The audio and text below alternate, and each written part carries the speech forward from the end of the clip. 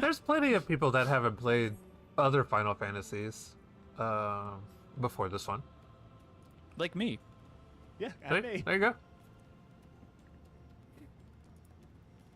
So we did establish pretty early on into this phase.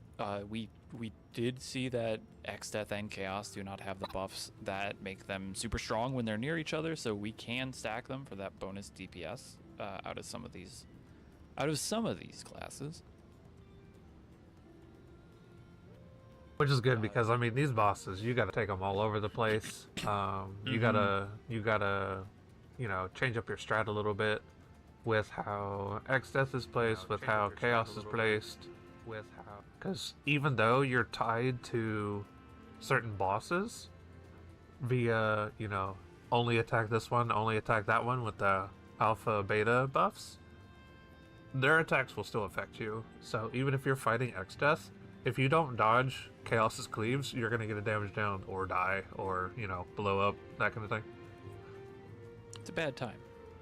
You see the cleaves coming out right now. The dancer dodged away from it, soaked the did the debuff, and then did the shape mechanic, and they're off to the races to bait the proximity leap from Chaos. And now they're getting in a position to deal with the wind knockback from XDeath. And here comes that limit cut. They got All alive at limit cut. all alive at limit cut. Let's see if they got a working strat going on for this. People are getting in position along the outside of the wall.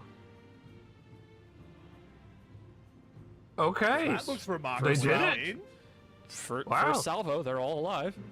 Okay, so now we have a Tank Buster, and then we have... Quick, translate what he's saying. Chat help. Okay, this is where Kefka gets big. Oh, this is the Kefka throws a tantrum mechanic. That's Kefka from the top rope. He just Okay, crawls so now- onto the arena. So now we're going into Earth phase from Chaos. We have an Earth shape in the middle. We saw the Tank LB come out. There are a couple of debuffs that come out with the Earth phase that I could talk about after the pull. Kefka is big, and he is throwing a tantrum on one side of the arena, and boom, jeez Louise. I don't actually know what Everyone's happened. Can somebody clip that? There was... So I did see like this golden... like we saw Somebody the clip elements before. There was a yellow, like there's a yellow one. Black holes came out. I think Chaos did his Earth. I don't know if it was Tremors or Earthshaker. I forget what it's called. Oh, Mechanic. I can break down some of the stuff that we just saw. There are 2 debuffs that are out. I don't have pictures readily available for the debuffs, but everybody gets... let me get the right names. Sorry, I want to say it correctly.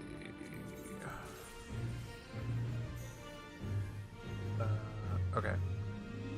There is a... I don't even know how to describe this debuff, but in Savage, it was called Accretion, I think is what it's called.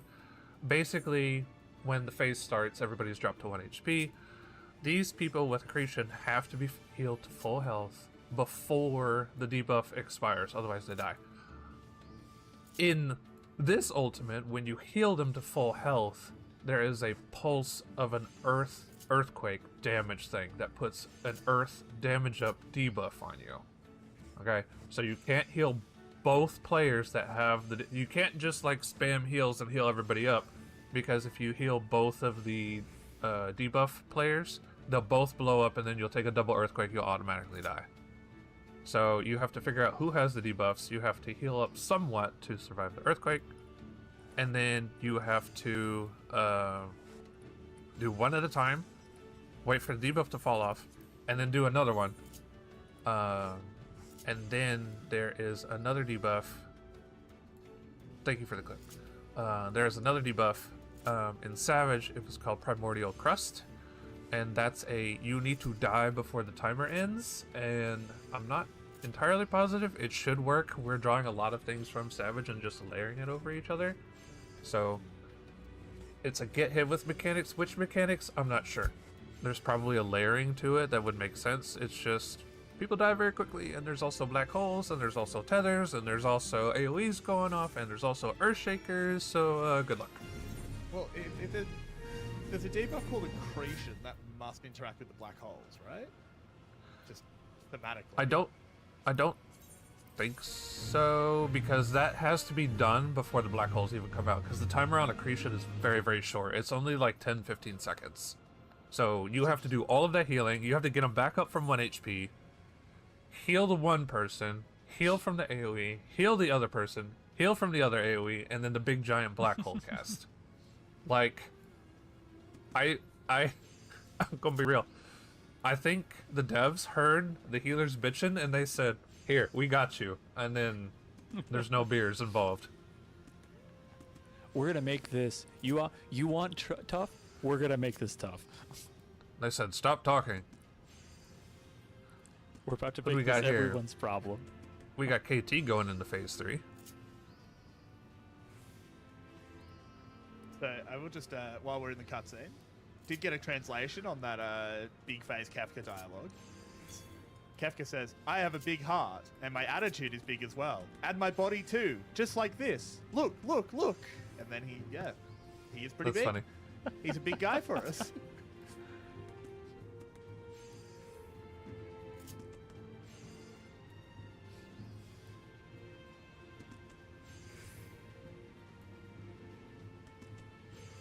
Bowels of agony.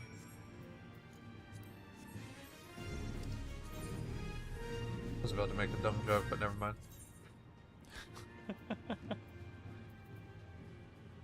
Alright, so we got debuffs. We got fire going off first this time. Yeah, fires are going off first. You see that on the other side of the arena. And then the fire shape also blasted their chariot, or they do chariot first and then donut, and then you saw from this point of view a bunch of wind resolving. It's just a buddy stack. The tank is taking the tank buster with XIV over there, and now here comes the cleaves. And then after the cleaves is going to be the water debuffs, and then the water shape. There's the water debuffs, and whoa, oops, And they're gone. somebody was out of place, and that's how the cookie crumbles.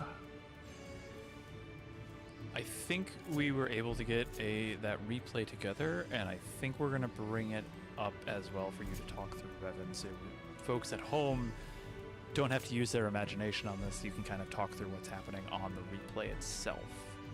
So whenever production has that ready, I think we can bring that up. I think no CCHH is going to be a little while going into phase 3, so I think we have time. Whoops. Okay, I'm getting ahead of myself. Way ahead of yourself. My bad. Where was that link? Production did not, in fact, have it. I thought production had it, but I'm just going to blame Jet because Jet was the one who made the clip. True.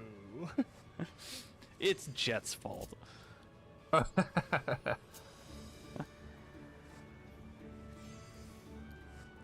Okay, so here's that clip with everything that we're seeing now. So there's... Yeah, it's a different clip, but that is the black hole phase. You can see the earth damage pulsing out with the debuff. It does fall off very quickly. So, like I said, you just want to do one, heal up, do another one kind of thing. Kafka's throwing a tantrum. You see the earth shakers there. More tethers from more black holes. There's very few safe spots on this. Lasers firing off. More tethers for more lasers. More tethers for more lasers. Another earth pulse. And then the wipe. Yep. Yeah, there's a lot going on. Now that I'm seeing that, I'm remembering what Seiji was talking about in the last shift. Is there are those stacks where you have to die, and there are multiple stacks, I believe, is my understanding, or multiple durations per player. And so there's Seiji was pointing out that there was like 16 instances of death that have to happen with only 12 black holes. So some of those black holes are going to have to be shared in order to make sure that everybody can, well, die enough. Yeah, there's got to be. I would have to look at timers, and I would have to do big math. That, you know, maybe after I wake up a little bit, and I could look at it. But yeah, there should be like a priority system based on timers, that kind of thing. And I'm sure there's some kind of pattern there. I just haven't seen it, or nobody has talked about it yet that I've seen. But yeah, you're probably right with the share, because there's so many of those debuffs going off, and you have to get rid of them before the timer runs out. Which are the debuffs? In the Earth phase, there are 2 different debuffs that go out. The entire party gets a certain debuff, which is the you have to die at some point debuff, quote unquote. And then 2 players will get a you have to heal me debuff, but 1 at a time.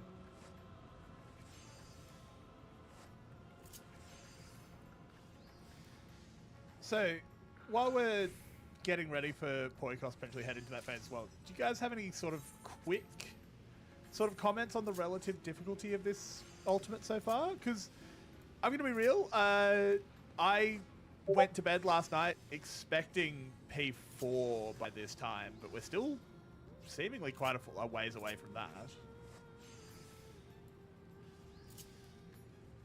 that.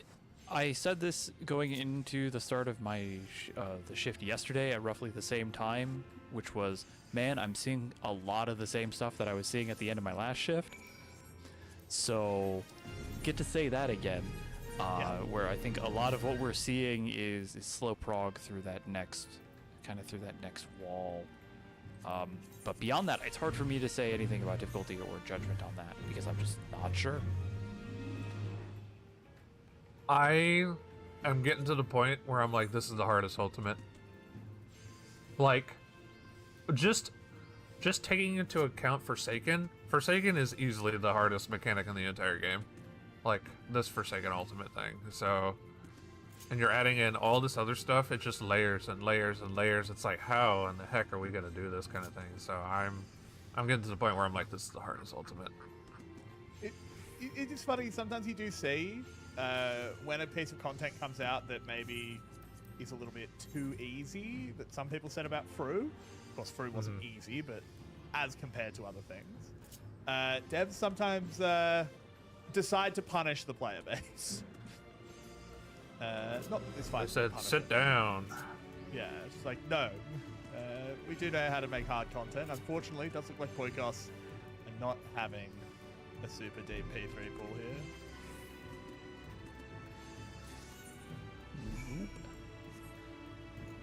I'm going to, while we have a little bit of a lull here, read some of these donations, because people actually did make donations about fishes, so we are going to do that really quick.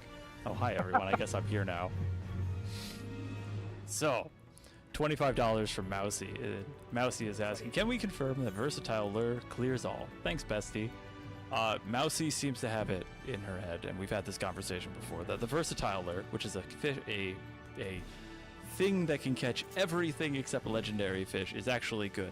And it does technically catch everything except legendary fish, so it does technically clear all. I don't recommend it. From Little Blue, $10. Fruity, what is the most irritating fish to catch and why? And how long did it take you? My most irritating fish was the first time that I caught Pearl Pipra, which is caught in the Red Chalice and Raktika Great Woods. This was a mooched fish that was added back in Shadowbringers, and it took me a few months. We sort of have like our own world race in a way when fishing, and new big fish are added, though we call it Discovery, and it's not much of a race, but it's kind of a group event where we try and find all these fish. And I was doing Discovery on Pearl Pipra for a while, went through a bunch of valid windows, didn't get a bite, and then when it was found, I was like, damn, I was so close, and then promptly didn't catch it for like another 6 to 12 weeks. Haven't had anything irritating since then. From Okuraku, Fruity, I just unlocked the master level missions in Acacia, so obviously my question is, master mission guides video when? Question mark. Just kidding. Have a great cast. Those will actually be coming in probably the next few weeks. Oh boy. Before I ask this, I have to ask, is anybody about to go into phase 3? Because if we have someone going into phase 3, please cut to them now. If not, I'm going to ask this question. Okay. We got a phase 3. You're lucky. We'll get to that after the phase after the phase 3. Next donation roll. If you want to ask me embarrassing fishing questions, please make a donation. Chat, Hold 'em you know to what it. to say during this phase. Hold them to it, chat.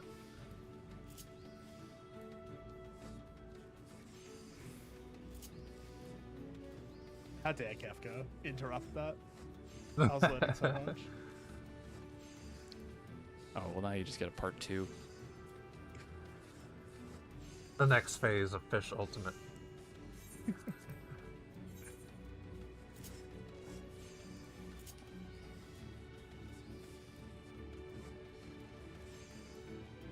Alright. Debuffs are out. The fire thing looks like it's going off first. It's got 5 seconds left. You can see very clearly the black hole channel from XIV. He's going to make the big giant thunder AoE right now. The next cast that he's going to do is the single target tank buster. There's going to be an invuln there. Fire debuffs have gone off. People are getting in position for cleaves. After the cleaves is going to be the water debuffs, which starts with a donut, and then the shape will fire off chariots. There's the donuts.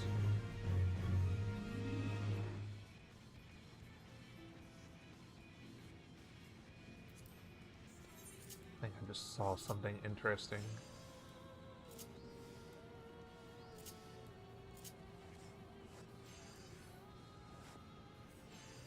Ooh, one down. Oof. And then there it goes. Part of me wants to think that if people die to that Kefka crap, he starts firing off more things based on people who die. Because there are certain pools where it doesn't look too terribly bad, but then somebody goes down and it just looks like a complete cluster. And then it's like more and more and more. So honestly, with Kefka, I wouldn't doubt it. If that's what happens, if somebody dies, he just starts shooting more lasers. I mean, we do see the on-death mechanics there with you were mentioning with the healing. So, entirely possible. We could just see even more of those and just really just make the healers suffer. What I saw during that pool also, KT was doing an interesting strat. They were resolving their headwind and tailwind without using the X-Death, what is it, arrow assault or whatever he does, the air knockback move. They were using the other debuffs because, like, the fire debuff, if you get hit with it and it's not you, you get knocked back with it. But if you're turned a certain way, you don't really get knocked back a whole lot, and it cleans the debuff. So it's interesting that these teams are doing something a little different with the headwind and the tailwind debuffs.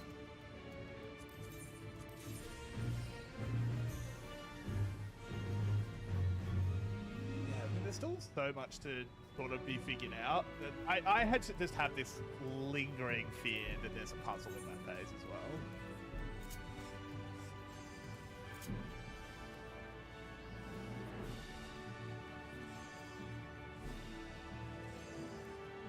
I guess actually, so something else that I'm realizing, bringing this up in the back rooms here.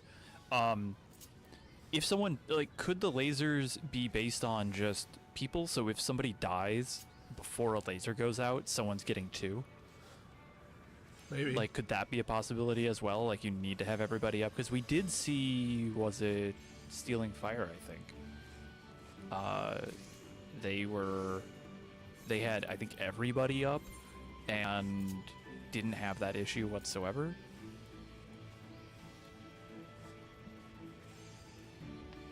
Yeah, that's kind of the thing that I was talking about a little bit, is like, if everybody is up and they stay alive, it doesn't look nearly as bad. But the second that people start dying while Kefka is doing that, I'm almost positive that he starts shooting more lasers.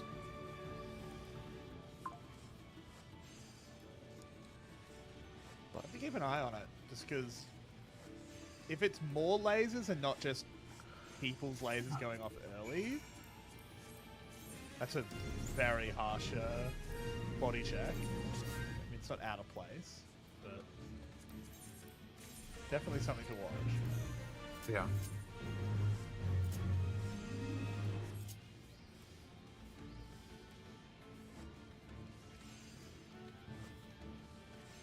While we get people back into phase 3, should we continue with the Fruity's fishing embarrassment time?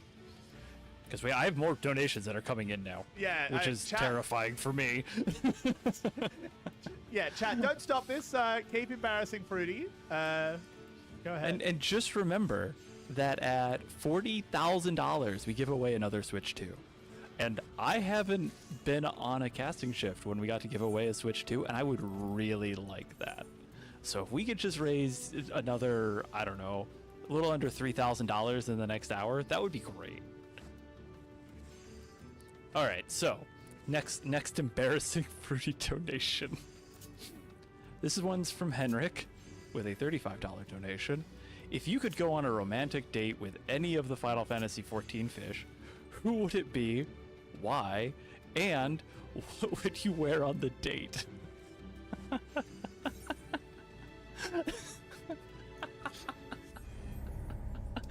I don't know. That's the problem. Take your notes. Oh gosh. Well, let's see. Which fish would I go on? See, this is very important because if I pick some certain fish, people start thinking weird things, and I really don't need that in front of 10,000 people right now. Oh. Let's just say we could go with. See, if I had to go on a date with a fish, which one wouldn't kill me? That would be the first step. Which surprisingly narrows down a lot of fish. I would probably go on a date with, let's say, sidereal whale, because they seem a little sad. Because, you know, whenever you get their intuition, it's like melancholy swirls up within you. And, you know, we don't want them to be sad, so they deserve a nice date and a good time out. I would probably have to wear a spacesuit because they're in space, which would limit things and what we could do. I couldn't go, like, smell flowers or anything. And yeah, I guess it would be sidereal whale of all the things. I know some people are like, well, why not the Mora? Because. All right, it looks like Poikos has hit P3, so we will continue on with this later. But hello, Kefka. Yeah. Speaking of someone we'd go on a date with. Going from one clown to another. Cloud to cloud communication. If you were to go on a date with Kefka, where would you go? What would you wear and why? God. I don't think I'd be making many of those decisions. All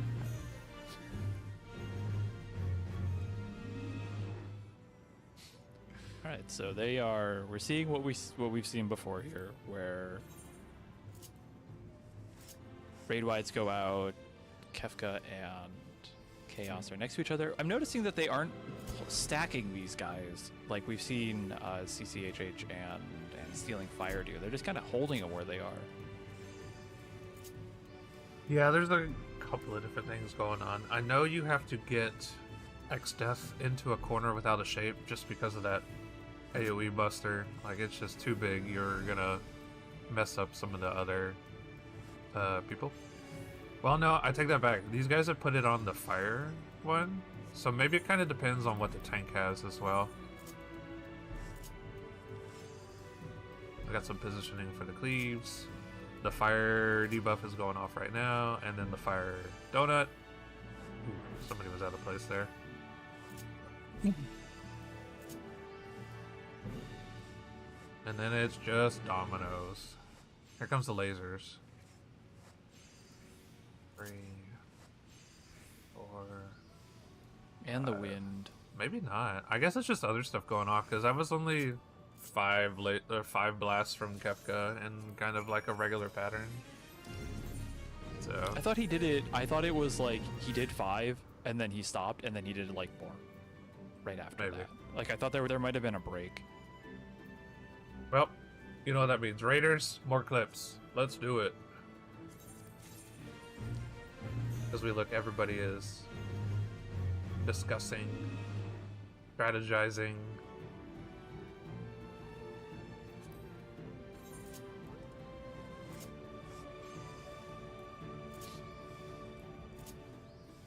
Trying to crack the code on these mechanics. Yeah. I mean, at this point, it doesn't seem like it's just an execution thing. Like, there was a period of time where you sort of just had to keep doing towers over and over again. Like, they obviously knew what they were supposed to do, so there was no real point stopping.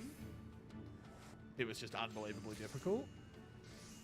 At this point, it does feel like this is where the Knights are really, really earning their keep, because I don't feel like the teams know exactly what they're supposed to be doing yet. Well, it's big just data like crunching time. it's finding the layering that works, and I beta chat into telling me how the wind mechanic works, so I said it wrong. So they're resolving the headwind and the tailwind debuffs in a certain order to trigger the wind shape to blast people, and you have to get it off at a certain time. Yesterday when we were looking at it, it was like everybody all at the same time, and it was just like big mega death detonation kind of thing. So if you're doing a headwind and a tailwind on every single debuff resolution kind of thing that has the knockback, then you can force out all of the wind debuffs. And it's just finding the layering and the ordering that makes it correct. With just like... Sorry, my voice is getting shot after all this. With all of the layering that's going on, it's like 8 different things all at the same time, and it's like, you know, 8 different roads, everybody has a car on it, and they're all trying to go at the same time. Who goes? It's everybody at the same time, but be careful. That's what's going on. All mechanics at once, but just watch out. Yeah. That is what that section feels like right now. Is it's one of those phases where you just get literally everything all at once, and you have to just really do your best.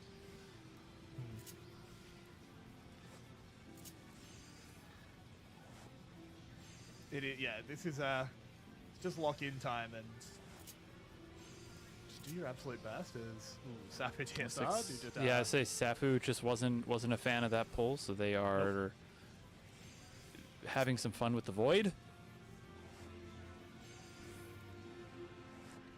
I have a couple more embarrassing fish donations for now. Let's get some more If we fish. want to let's quickly get back into that. So hi everybody again. Remember, chat. Let's take notes. So, yeah. So Take if you notes. reminder, we're doing this because if you want to ask me embarrassing fish questions, I am contractually obligated to read and answer them as long as they're appropriate. If you make a donation, so Matt with the $5 donation asks, if I want to get into fishing but I am not very patient, how do I do that? You get to level 15 and then you unlock the patience skill. That's not a joke. That's actually what happens. But in reality, if you're like, I want to get into fishing, but I'm not, I can't handle the weights, go try ocean fishing. It's going to last like maybe 27 minutes of your time. It's a ton of fun. Bring your friends. You get, fun little minions and titles and stuff like that. And you can level as well. And there's points and scripts. Ocean fishing is a really good type of fishing activity for people who don't like to fish. Mia with the $10 says, Fruity, clownfish makeup on future casting segment when?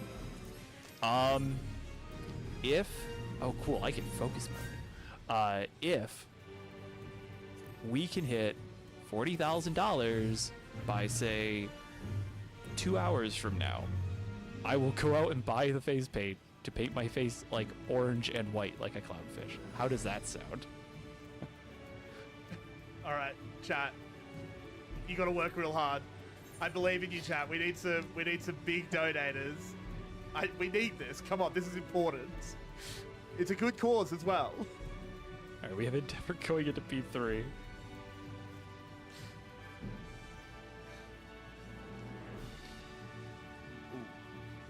Ooh, not the Yeah, caster curse. You have to hit. You have $3,000 to hit 40. You're $3,000 in 2 hours. So doable. Come on, chat. They are trying to you get want their players back up. Never mind. There they go. We're going to blame the production on this one because they were the one who set that. So, thanks, Jet. Does look like KT also. Oh no, sorry, I'm misreading the phase. Never mind. Don't worry about it. Yep. Nope, that's phase 1, not phase 3. That's just phase 1. I got ahead of myself. I was excited. You can tell because Kefka's in it. True. What if we have to hit Kefka with mechanics? A lot of people have We just have to hit actually Kefka. brought that up. You know, there was something similar in Fru where it was like there was an object on the field and you had to not hit the object, otherwise it would just automatically die. So people were like, just throw all of his crap back at him, and I don't think that's the case.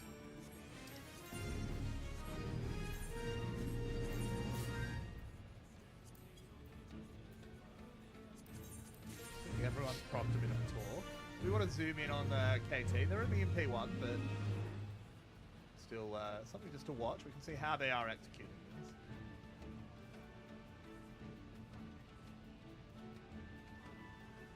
So, KT is going with their big square strategy for the arrows. We've seen 2 variants of this, the big squares and the 4 little squares. Both seem to get them to the correct end goal. So I'm not really sure if there is a advantage over one or the other at this point.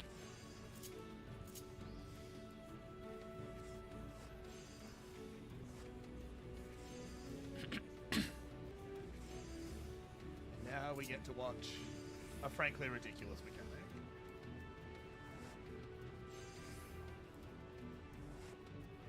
Clown rampant. Clown Rampant. The big top. That's not big exactly top. wrong. I know. Which... So we see the tank busters going out, the heavy shielding. Yeah, you have to mint all these tank busters because you need your invuln for XIV. Yeah, there was a while there where the strat was just don't press any bit, take one for the team champ. But clearly that's not going to be the consistent way to do it.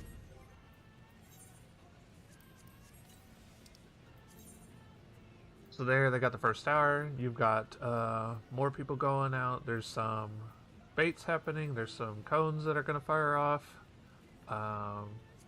They're baiting the kicks from the clones right now, and then they're going to very quickly get into their towers. There's cones. There's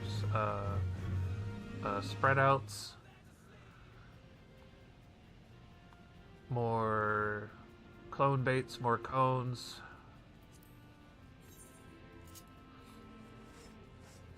And then we're baiting some kicks back into the towers very quickly for cones and shared damage and towers. There they go. Dropping more clones, more cones, more shared damage, more towers. And we're baiting kicks.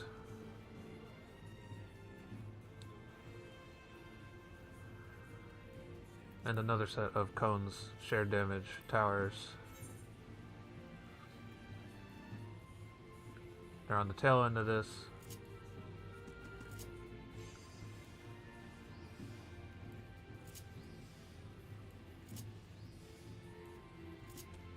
They bait. All things ending. Looking very good There so we go. far. Yep, very clean. Light of Judgment, that's the end of the mechanic. You have to remove all of your stacks of that debuff before that cast, otherwise it's very hard to survive. Is it a personal kill if you still have stacks, or does that wipe the whole party? I have only seen a tank survive with one stack before. Everybody else, it Yeah. should be just like an auto kill. Yeah, but you don't kill everyone else. You do only You just kill yours. die Got it. yourself. But Yeah. unfortunately, like, it's not a super difficult DPS check, but it is a DPS check, so, you know, Mhm. 1 or 2 deaths. And you just Yeah. But KT have made it very cleanly, and They will be entering P3, so chat, get ready. It's the finals of the spelling bee once again.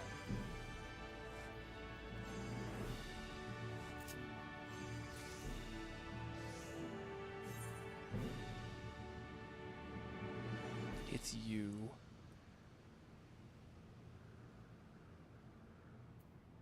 He's talking directly to you, Steve, in chat. It's you Yeah, specifically. Steve. One Steve. That Damn Steve, it, Steve. You know who it is. It's you. Damn it, You know who Steve, you why are. did you do that? What the hell, Steve? It's you.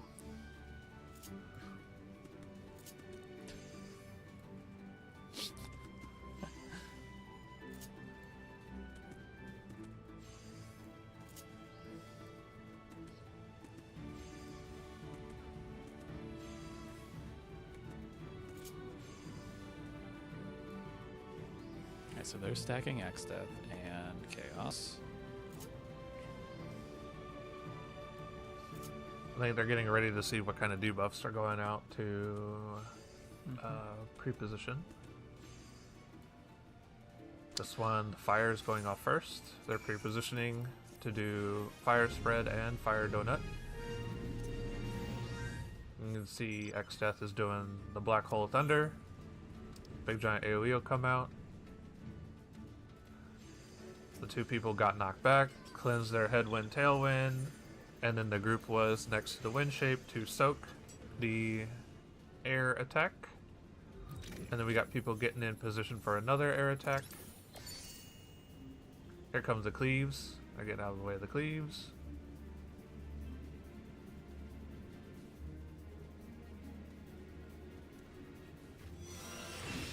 In position for that.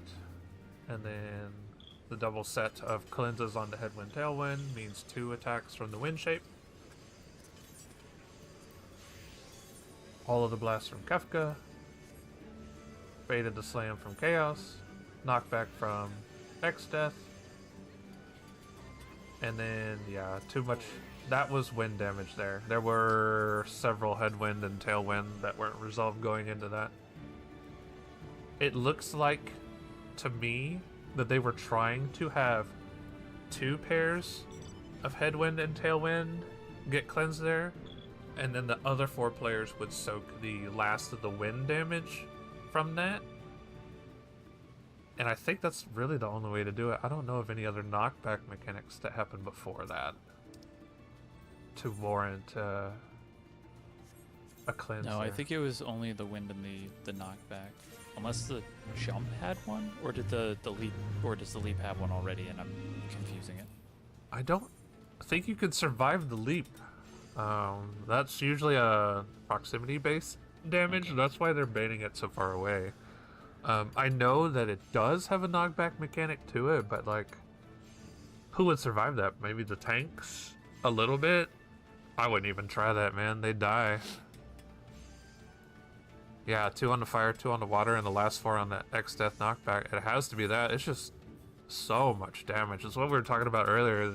Kefka is blasting, and there's wind blast, and it's a lot, man. I'm glad I'm tank main now. Yeah. You guys have fun healing that. That ain't my problem. As a former tank bane, yeah, healers adjust. Healers Yeah. just... Healers adjust.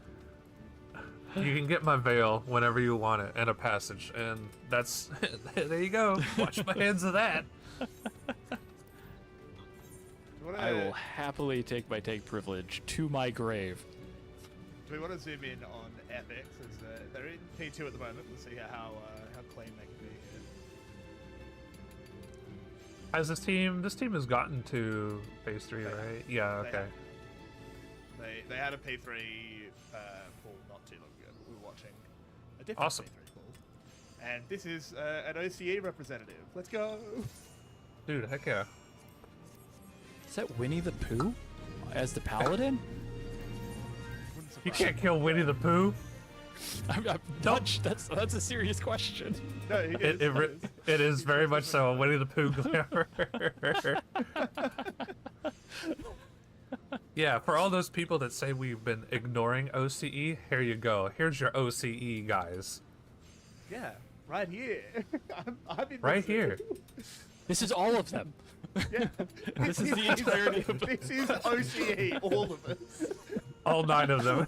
all 9 people. Carrick's and the 8 people in the team. Yeah, I didn't make the cut. Oh, man. Carrick's is the 10th man.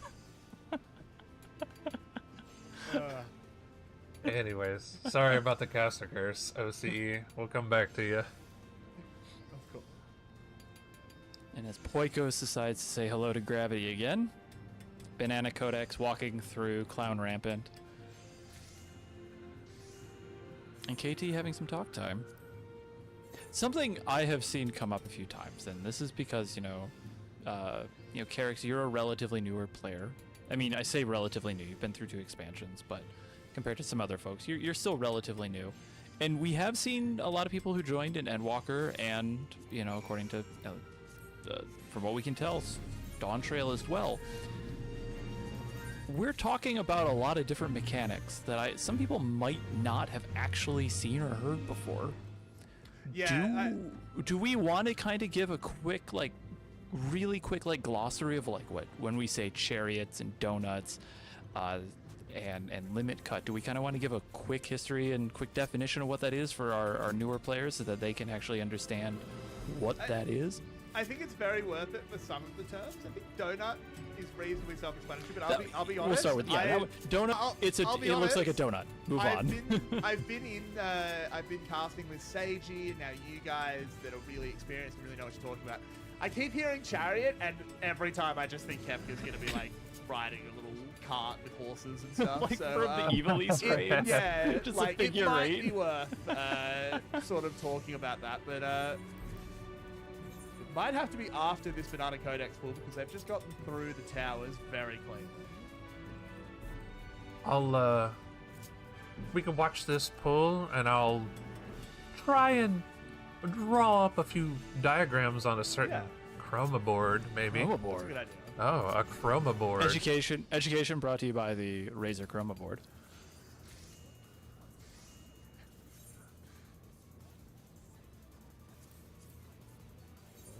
I get to learn how to use the chroma board a little bit more very quickly.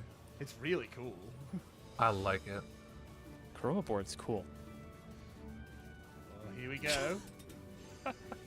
I think I'm on the wrong chroma board. Yeah, I don't see you at all. Chat, once again, he's talking directly to you, Greg. In chat, you caused this, Greg. Yeah, Greg. It's you. Thanks.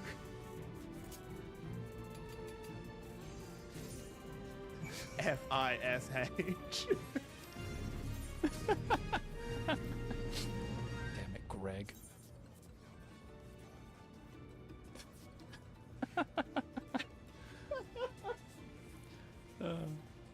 All right, Banana Codex getting their parties split.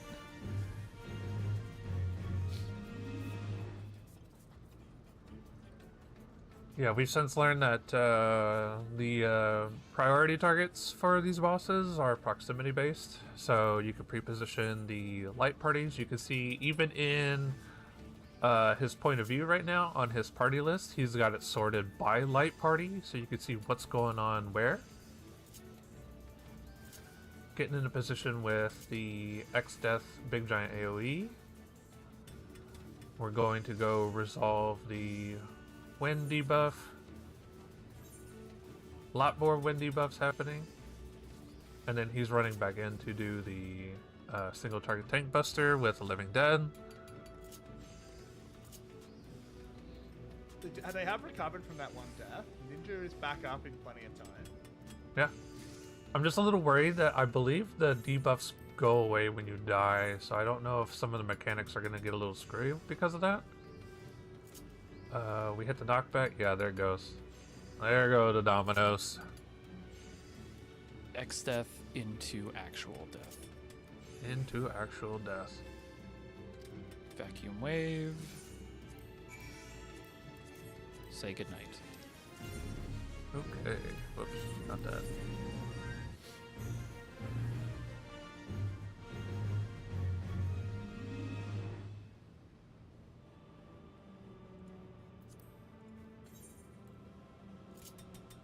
Once again, these teams are still just really trying to clean up. Like, it's crazy that people are saying, towers is probably the hardest mechanic that's ever been put in the game, and it doesn't look that much harder than what's going on in P3. So back-to-back insane mechanic. Yeah, no, this is on par. But I think until then, I'm going to be like, it's definitely harder to prog, or as hard to prog. That's fair. We'll see if Poikos gets to P3 here. If they make it, we'll obviously follow them. Otherwise, let's get to that glossary of terms. But let's see how they get through these towers regardless. We'll just zoom in on Poikos for now. Going through Clown Rampant as they resolve through that. Poikos has seemingly been one of the more consistently getting through this. Not reliably, but consistently at least. Yeah, they were one of, if not the first team to get through, so they've certainly had a lot of practice with it. Well, they were the first team to clear, remember? They got the first clear. Yeah, exactly. Right after OCE. Yeah, I mean, a few days after. Yeah, OCE. Yeah, right after OCE, they got the first clear. Yeah,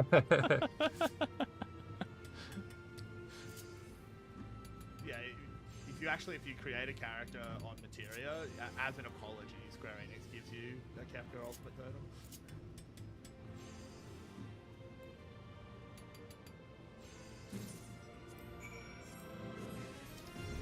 So we're entering into P3 again with Poikos. Let's see how far they can make it. Did they have talk time before this, or have they been chain pulling? I think they had a little talk time, but not a big talk. All right. Janice, it's your fault this time. Janice, Come on, Janice. Not Janice. Janice, what did you do to Kefka? You. We're talking to you, Janice.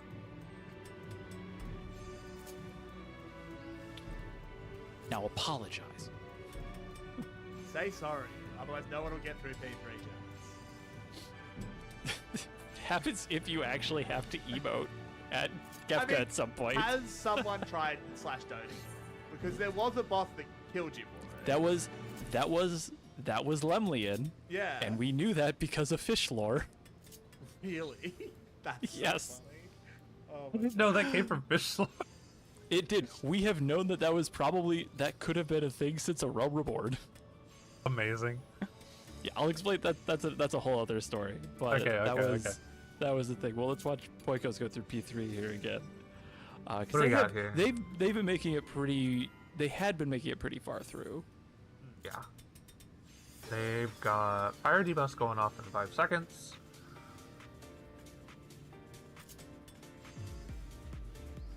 There's chariots and the donuts. They resolved the wind thing there. That's why that person got knocked back. On the wind shape, they would have blasted a pair of buddies over there. Waiting for the next mechanics to go off. There's the XIV tank buster. He's going to pull him in. The cleaves from Chaos. And then a dodge. And then now we're ready for the water. There's the donuts. And then the splashes. The splashes came with a knockback to a pair of people over there. The wind shape blasted some people on the other side of the arena. We're going into the blast phase with only 4 of the headwind, tailwind that we were talking about. There's the leap from Chaos, the knockback from XIV. That is resolved. They did the wind. They've only lost one person. And now we have the limit cut. They're in position for the limit cut. Here comes all these lasers. Please turn your camera around. Or not. And we lost the scholar. Only one. They might There have was gone one- there was one person down when that happened, so they got doubled up. So now here comes the Earth phase. You get the debuffs reapplied.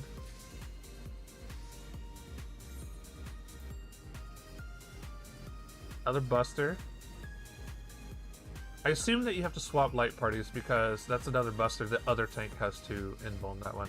So there's the 1 HP mechanic, and you can see the Astro and the bard has the extra debuffs, and they have to get healed up. Okay, so they got. Oof. That was a lot going on there. I did actually read someone pointing out a little bit about how those debuffs work. In that everybody's you have to die, and then two people will have I must be healed. Correct. But when you get healed, you explode. Correct. So you have to heal, but not also gets it. Crazy. And from what I was reading, it is going to end up with all 8 people having to be healed. But you cannot do them at the same time, or you will immediately kill each other. They were probably trying to do like a full you have to die cleanse at that point, but I'm pretty sure you have to stagger it, because that debuff, even though it says a minute, once it starts ticking down, they're all in like different intervals, so certain people have to die at certain times. And I say die quote unquote, they have to be reduced down to 1 HP. Now, while we do have teams having a chance, I do want to just shout out another one of our amazing sponsors, which is Tantrum Merch. They put together a huge line of stuff for ultimate content. You can see everything. They've got hoodies, shirts, posters, mouse pads, pins, just about everything you could think of. It's really, really amazing stuff. Do consider going and buying something. As you can see, 25% of every sale is going to be donated to Games for Love up until a week after the race is done. There's heaps of time there for you to go pick up an ultimate themed bit of merch. There's a really lovely poster by Dr. Griswold. It's really awesome. I really kind of want it to put up on the wall behind me. There's a sticker sheet from the XIV fan merch community, and there's including art from Epic Oriange, Cavatina, Jiggy Spriggy, May Adrianus, Ignis Cat, Cookie Doodad Art, and Bun Alien. There's some really, really talented people in there, so please do consider going and picking yourself up some merch, because this Ultimate so far has been something to remember. And what better way to remember it than by a hoodie or something like that? I'm really considering the mouse pad, because my mouse pad is really ratty and old. And maybe I can just have, a clown staring up at me forever. And I'm the clown staring back down at him. So we have a little bit of time getting back into phase 3. Revan, are you prepared to do some of those like basic definitions still, or do you need a little more time? I could definitely do that. We so got some. We can bring up the we got Razor some Chroma board and stuff like that. I prepared some delightful artwork already. Don't judge me on my artwork skills. So some of the stuff that we're like, some Sans Undertale. Some of the stuff that we're talking about in chat, you can go ahead and ask if there's something that we're saying that you're like, what the heck are you talking about? Go ahead and say it. We're bringing up donuts a whole lot. We're bringing up chariots a whole lot. So really, we're just shortening. We're in the 14 community. We're pretty good about relating mechanics to other mechanics. So like when we say chariot, that's from a different boss. It was a chariot cast. All that really means is a point blank AoE, which I've illustrated with the red circle here. The donut that we're talking about, it was originally called Dynamo. All it is a donut. There's a safe spot in the middle. There's a ring around it that's bad, or if you're having the headwind and tailwind debuffs, you want to get knocked back by it, kind of thing. Pretty later on in the Earth phase, there is this Earth shape in the center of the arena. I've tried my best here. Oh look, he's got a little nose. Anyways, we'll get rid of that. The Earth shape here, and then what we were talking about is is doing some Earth Shakers, and that's another mechanic from another fight as well. All that is it's Earth based, and it's a player based cone attack from the boss. So like if your players are over here and they're baiting or whatever, you're just gonna get a cone attack from the center from here. It's gonna put like an earth debuff on you. You don't want too many people getting this and they'll get layered in or whatever, that kind of thing. Usually these come in pairs. I'm not terribly sure about this specific mechanic, but you know, you'll get. Go ahead. I think this is also, you may have also referred to this, and I forget if you mentioned this, as proteons. Yeah, that came from proteans and earthshakers. Those came from Alexander. They would come out in pairs. So if I steal with what you say, you have your player, and then you have that, and then sometimes you'll see it like everybody gets one, so there'll be multiples. So you have to not stack. In some cases, they'll come out twice, and you have to get out of way of both of them, and they're baited onto you twice. But anyway, sorry, carry on. Yeah, no, that's absolutely correct. You know, Proteans is usually like all 8 players, and it's usually a spread, and that comes from a different boss, you know. We'll talk about that all the time. Earthshakers is usually like a pair of cones. Sometimes there'll be more, but we relate that because there's usually an earth damage up debuff. And then we can come back to this, chat. If you have other things that you want explained in layman's terms, go ahead. We have Banana Codex. They're coming up on a phase 3 pull really quick. There it is. Perfect timing.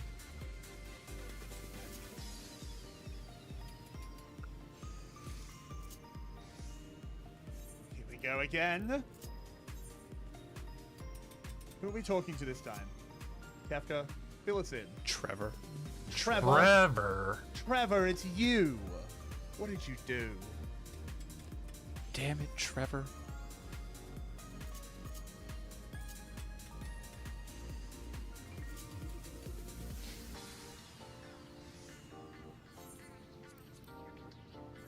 I do love the fourth wall breaking. That's really good. It's so funny.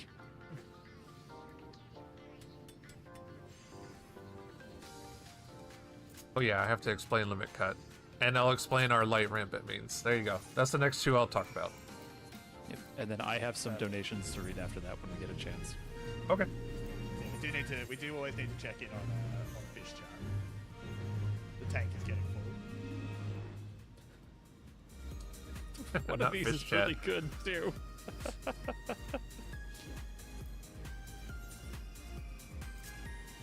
Speaking of which, chat, as we watch the start of P3, remember, we need to get those donations rolling. We do get, was it 240k in the next hour and a half? We get the clownfish cosplay. So Yeah, in the next hour and a half, if you can get to 40k in an hour and a half, Come on, I will chat. go out, buy some orange face paint, and make a very big mistake. Though, Make sure it's I'll get ones that I washable. can. Yeah, well, like you, Carrix, I'll get one that I can wash off easily.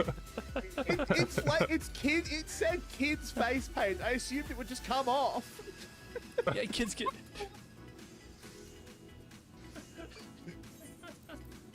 I feel like if it's kids face paint, it's not going to come off because they're going to get it off easily.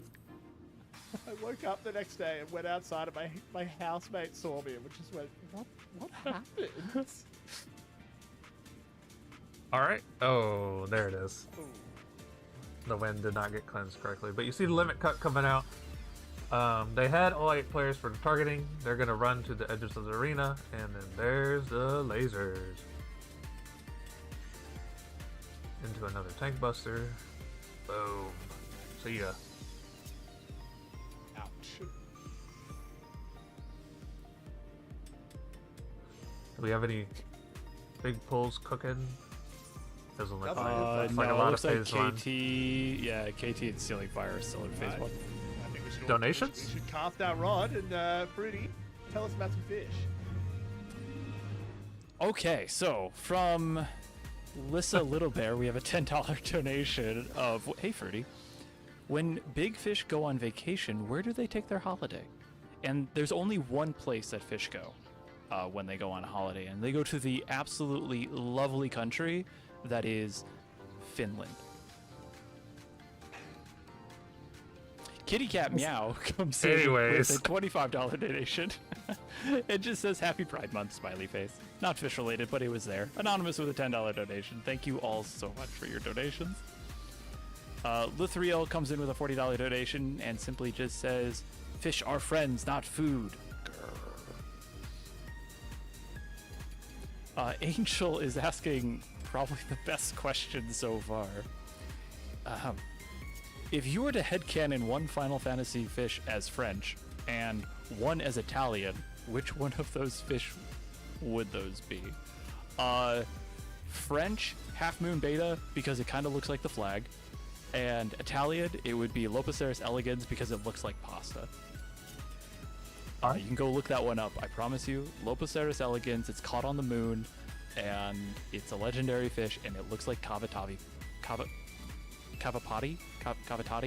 pasta, the swirly pasta.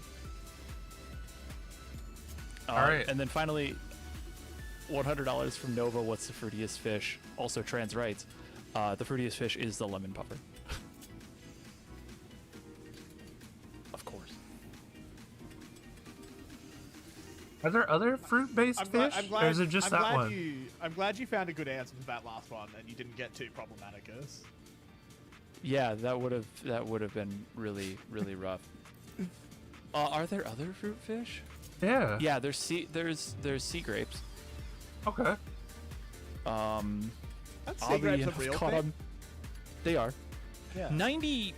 I think I can count on two hands the number of fish that aren't based on a real fish in the game. There's over 1,800 fish in this game, just in the guide alone, and almost all of them can be mapped back to some real life fish species, and those that can't are usually based on some real life thing, which I think makes fishing in this game super interesting because it is based on that realistic, those realistic species. So you get like Dawntrail, we got a bunch of fish from South America, and so we got a whole bunch of like fish diversity represented through the South American fish in Dawntrail.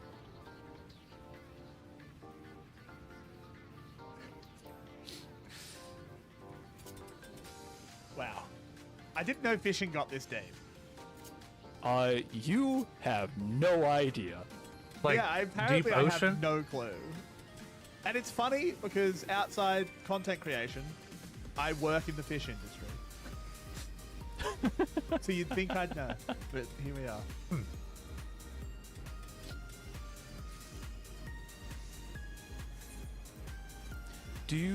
Are we heading into any sort of phase 3s? Do we want to finish up any of those explanations? I think chariots and the rampant were two that I saw come up.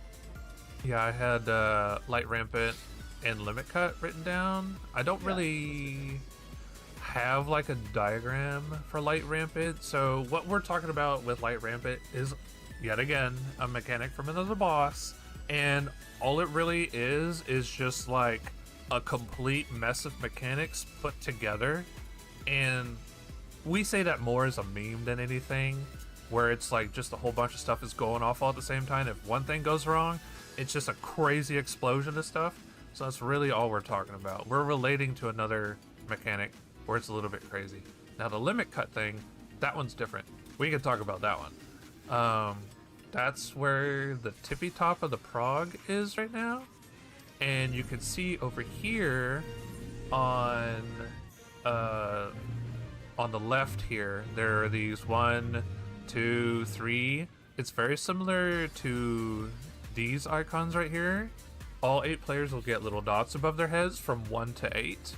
And that just means you're about to hit a series of mechanics and they resolve in order from 1 to 8. Or you can have a limit cut variation where it's 4 blue and 4 pink, and usually it's like alternating, you know? So it'll be 1 blue, 1 pink, 2 blue, 2 pink, that kind of thing. That's what we mean by limit cut. And limit cut comes from Cruise Chaser and is very well known in the community. It's a lot of these mechanics names do come from the Alexander series, specifically like Proteon Waves came from Living Liquid, I think. Limit Cut comes from Cruise Chaser. I think Chariot came from Nail, though, in Coils. Right? Because Chariot came from Nail and Coils, yes. Yeah, because that's just a heavy-hitting point-blank AoE around the boss. If I remember that one correctly. I think, because there's a few... I just call it a PvE AoE. Sorry, I just saw another one that I was going to explain. Enumeration and Defamation. Defamation is just a... it is a huge player-based AoE. So if we look at the board again... Sorry, I'm gonna move your little guy. We'll bring him back, though. He's not going away. Hold on, chat. Not Samuel. Samuel. Okay. Anyway, so if you have, like... if you have a bunch of players over here... and one player gets a defamation, they're usually going to have to go like way over here because you're looking at an AoE that's like this big kind of deal. That's what we're talking about with defamation. It is ridiculously big and you have to really get out of the way in order to deal with such a thing. Enumeration is kind of similar to to Limit Cut in a way. Where it's just a numbered order.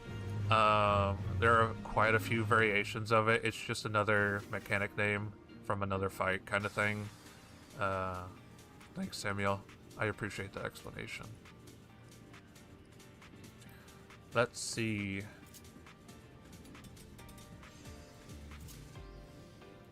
Is the leaderboard broken? No, we're just having a hard time updating it because there are 2 bosses with 2 different HP pools and it is ridiculously hard to track something like that with a single percentage. So have patience with that.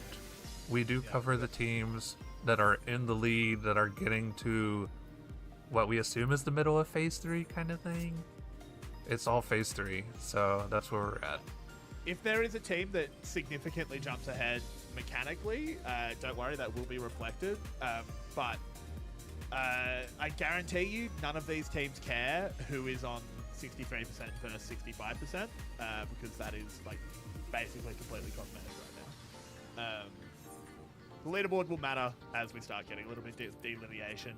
If we do want to, cut back, see how the teams that we've got are going, as much as I'll miss Samuel P. Diagram. He's a great warrior. KT dealing with that clown rampant.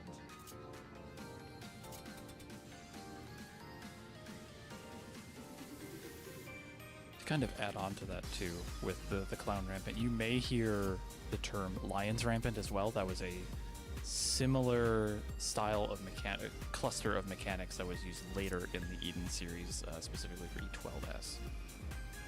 That's why the name kind of carried over. Yeah, the original mechanic was called Light Rampant, and then anything that's like crazy like that, we're all like, yeah, Lion Rampant, and then in Titan Savage, or I think it was Titan Savage, we did Dirt Rampant. What are some of the other rampants? Because Light Rampant was after Titan Savage. Was it that? Or no, it was Titan was E4. It was the first phase in 12 where it was like Titan phase or something like that. I don't remember, dude. There's so many rampants that we've been memeing on for over the years.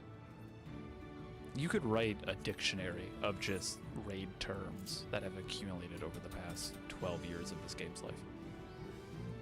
It is always really funny because having the shorthand is great, but then sometimes I'll be doing something with my group of friends that are a lot more experienced, and they'll be like, "Oh yeah, it's Bigus's Rampage. Yeah, you know how to do that." And I'm like, I have no. What does that even mean? That's very true. We got a phase 3 pull. Trisha, what did you do? Trisha, come on, it's you. Trisha. Come on, Trisha. Trisha.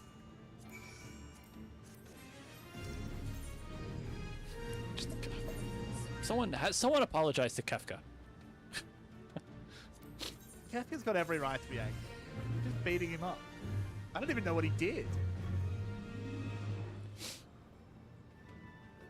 Oh, Kefka knows. And Trisha knows as well. Yeah, Trisha They knows know. what they did. He just destroyed the world a little. Let him live.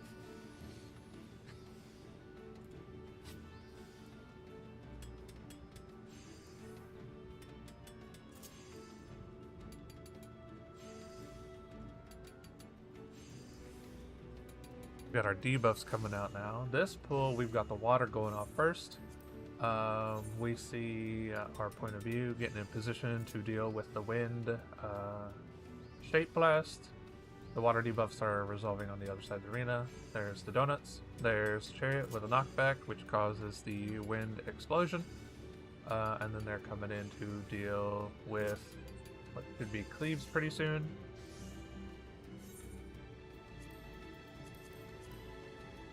Pre-positioning for the next thing going on. Here come the cleaves from Chaos. Light dodge. The debuff is resolving now. Ooh, and then people went down. Yeah, I feel like that fire debuff on the Reaper might have been a little bit too far away from what I've seen before. I don't know if those, because we saw those dynamos go out for the fire. Do they have to hit the element that they are next to? No, they don't have to he hit missed that. They don't have to hit that? Okay, then that was not No, a problem. it's just getting into position. He was too far forward and got clipped by something else, I think. No, my mic was still muted. The clouds win. Oh no. Oh, we win. Oh god, we need to rehearse these bits. I had a bit all planned for casting too, and I never got to do it. It doesn't work anymore. I'm not doing the face paint again. That was a real. Do you want to hear? I didn't even post about this. The biggest problem was, I thought I had a makeup sponge somewhere in my house. So I was like, I won't buy one. I know I've got one somewhere. No. I did not. So I had to paint my face with a Warhammer like mini painting brush, and it took like about an hour and a half. I was at this convention back in, this is a complete side tangent, but before ethics hits the next phase.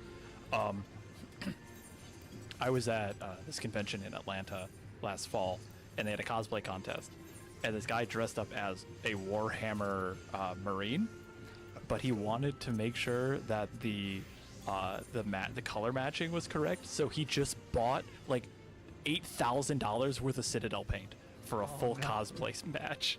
Oh no.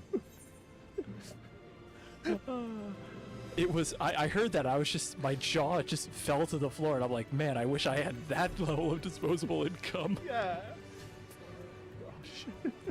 We have a few more fishing donations before we wrap up. Should we get to those, just immediately cut if anyone pulls the P3. Okay, so Anonymous with a $60 donation, thank you very much. Falfer with a $100 donation, thank you for using your platform for a good cause. Zabrio Arcs, $10. Hey Fruity, the ninja from my old Uwu static. Hey. This is a very important question. If you had to pick a big fish to be your first Sono, which would it be? First off, it would be a fin Sona. And it would probably, I think Mamora Mora is probably my, like, the fish that everyone knows me by, so that makes the most sense. But we'll probably go with that. And then this final one is from Zamoka, and is for you, Revan. Oh boy. Fruity, do you think we can at least convince Revan to fish up one fish? His beloved Sacabambapsis. Get that man an alright, Kappa. I love that fish. It's so funny. Hey, there's two of them in game caught in Sherwagar Lake in Urkopacha. Oh, I It's would have to crazy that you level. can just rip That out ain't of happening. time. I'm way too lazy to level. Yeah. Alright, so we should be getting close here to stealing Fire P3. Yeah, they've just got to get through a few more of these towers. We'll see if they make it. We'll have a P3 before we wrap up and hand you over to some casters that maybe are a little bit less fish obsessed. And by that I mean significantly more boring. No, that's not true. That's not fair. They're great. They're just interesting in other ways. Yeah, exactly. And you should still keep asking them about fish though. Just so that That they would have actually be to. really funny. Who is up after us? Let's find out. It's me. I'm staying. Oh, you're staying on. Well, there you go. You can carry the fish flame. We'll see. You got it. I believe in you. We are pretty much guaranteed to see a P3 here. That was very clean by stealing fire. Oh, don't say that. I have not seen very many mess ups on these triangles. I'm happy to cast a curse a little bit as we find out who our last offender for this shift is.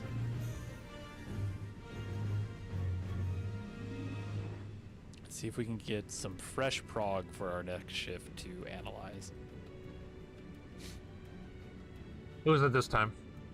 Bartholomew. Bartholomew, Bart? what did you do? Come on, Bart. You should be disappointed in yourself. Yeah, Bart, you gotta do better. You gotta apologize to Captain. It was you. It was you. B-A-R-T. You.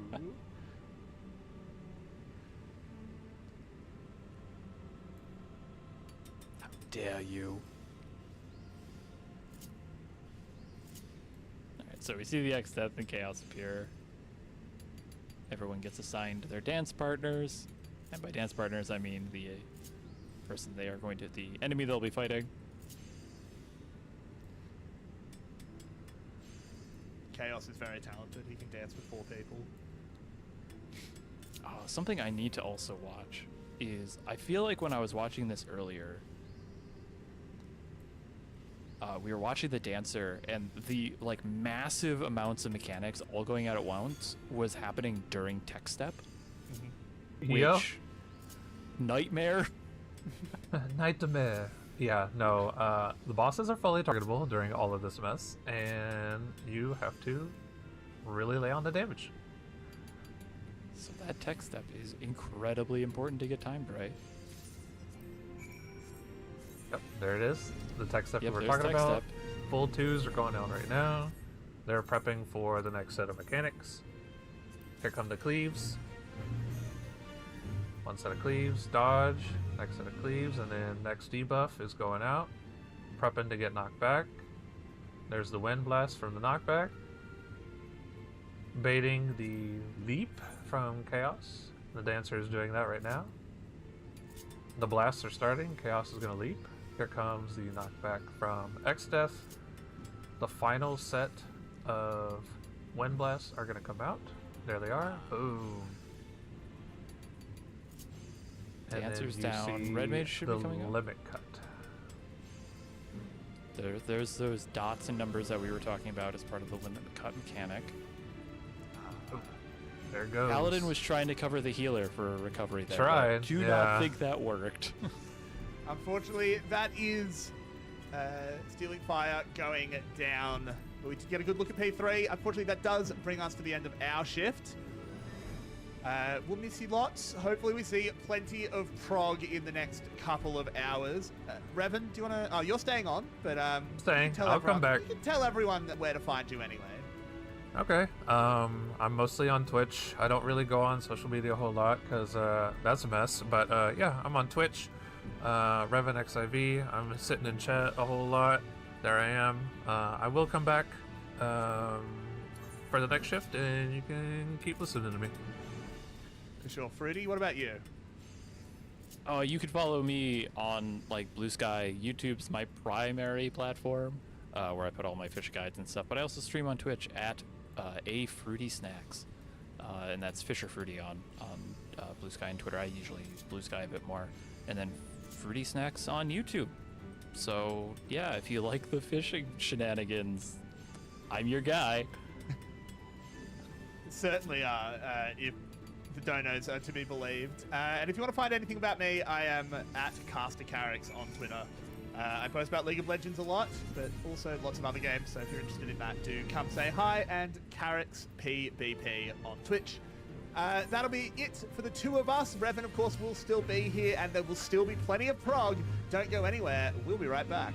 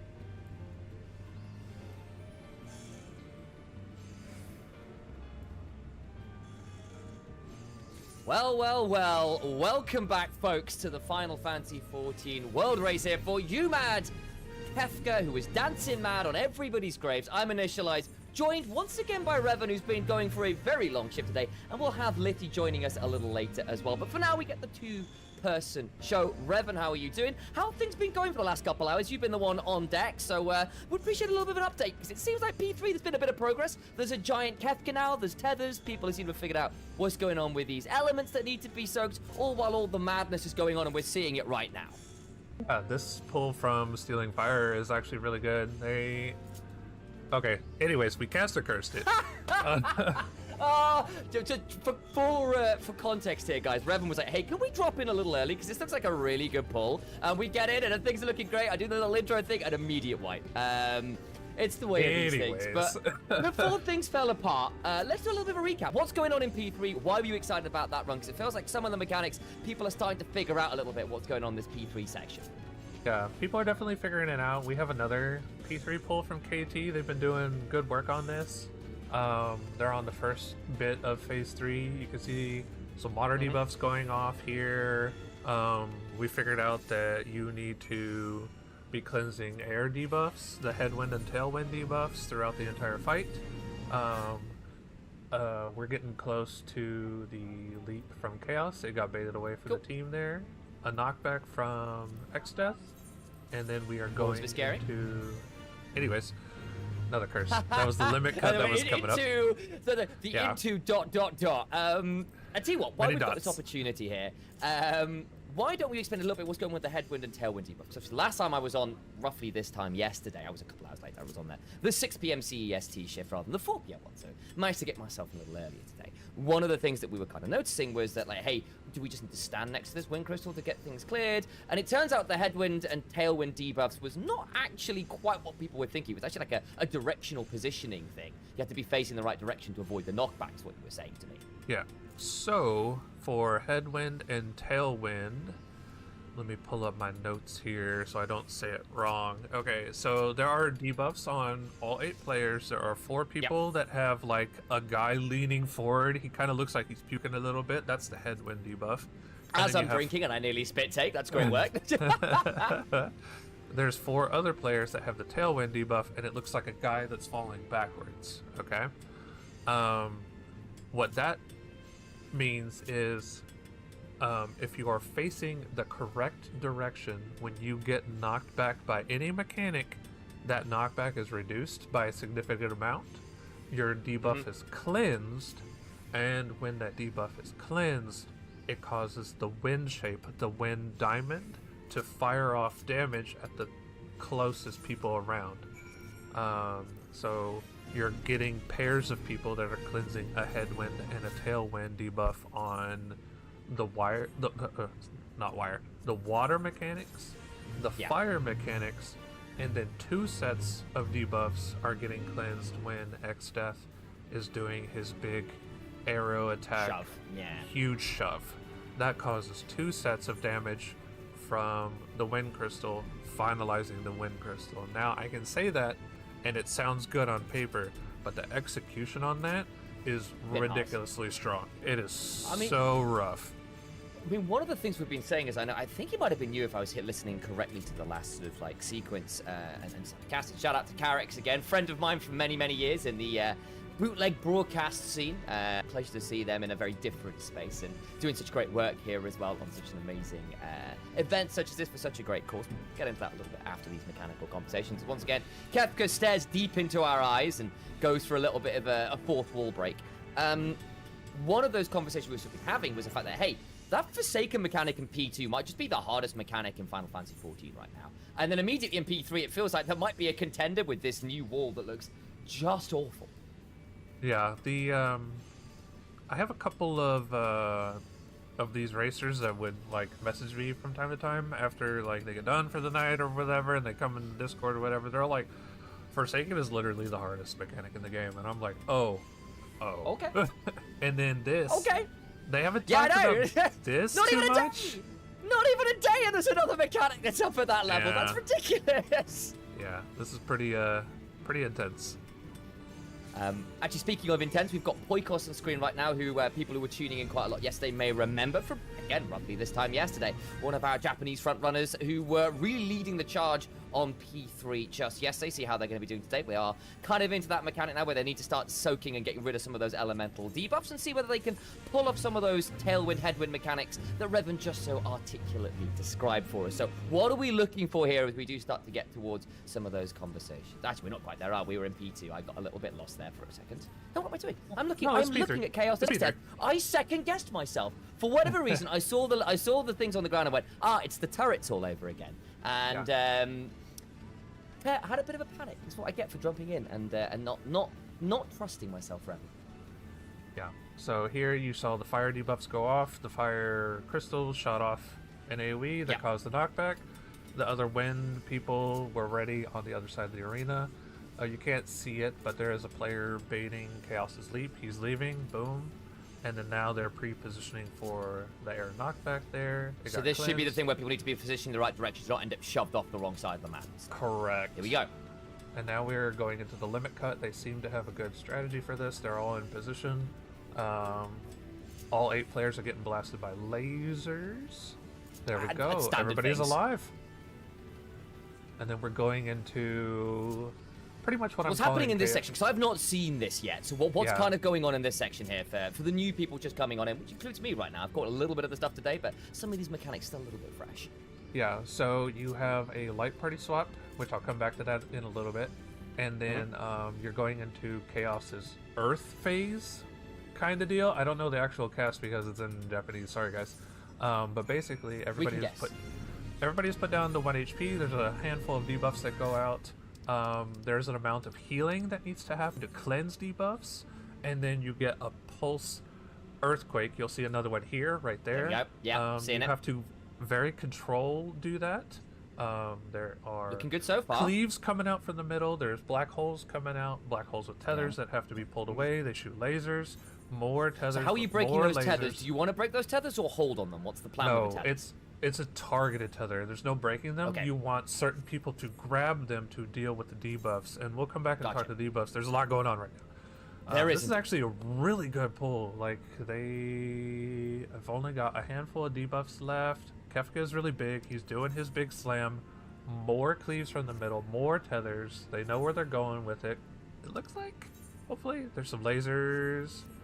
We're down 1. They got the res off. More lasers are coming out. They're dealing with their debuffs. Okay, did a heal for more earthquake damage. Another laser.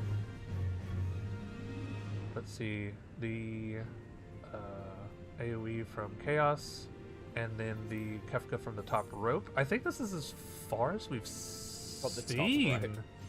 This is looking pretty good. Again, Poikos did a fantastic set of pulls so far. So this is going to be new stuff, guys. Keep your eyes on. It's looking pretty solid so far. Health bar's looking all right. Debuffs being managed well. There are more of those tethers we've been talking about, and the earthquake pulses are coming out as well. Still seeming to manage this pretty well. I think someone has just dropped. Back up. They're getting back up. That's tough. Oh, again, a bit of a curse, but that wasn't too bad, actually, there from Poikos at all. Got the tank up. Is it going to be enough? Can they get the res off? Probably doesn't. There's a cleave. Okay. We hadn't seen that cleave yet, so that was definitely new prog. Valiant effort, and there is that new cleave. So again, people are starting to get in there. There we go. Fantastic. Just had production in my ears telling us it will no longer be a duo cast, and we brought in the 3rd member of our Final Fantasy XIV trilogy for the day. The warring triad of this particular section will, of course, be Lithy, if you could come and join us. Dun dun dun. Hey! Imagine Lithiara, how unmuting are yourself you doing? in Discord. Yeah, that's hey a guys. great one. What's up, everyone? Excuse me for being a little late. I was told I would get a couch delivered somewhere between 12 and 4 p.m. today. Of course, when does the couch show up? 2 minutes before 4 p.m. Exactly. That's the one. But hey, apparently we found out the secret. If you, yes, you want to see a new prog, you just gotta keep me off the couch. That's the secret. So yeah, I mean, impressive Revan, how do we kick performance Lithy off again? I think we should go back to the duocast. Like, I don't need this wall of a human being denying us the progress. Okay, bye.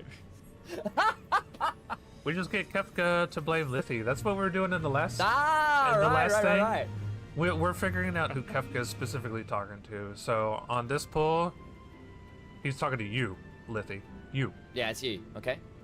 Me? Oh my god. What do you want to say back to? What do you yeah. want to say back to Kefka? What words of wisdom do you have for the dancing mad clown? I don't know, I'm just enjoying the show for the moment. You know, you're not necessarily supposed to interrupt a clown during his performance. You're just supposed to sit back and enjoy it, you know?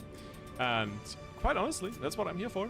Because I was ready for some level of shenanigans when I went to bed yesterday without having seen really past the shapes. And to be fair, the literal last thing I saw before bed yesterday was the start, the numbers above people's head of the limit cuts. I was like, oh yes, give me a good limit cut. I am totally in love. So now getting to go on the couch immediately at the point where everyone does a massive prog again is absolutely beautiful. And this laser phase, quite honestly, looks pretty solid.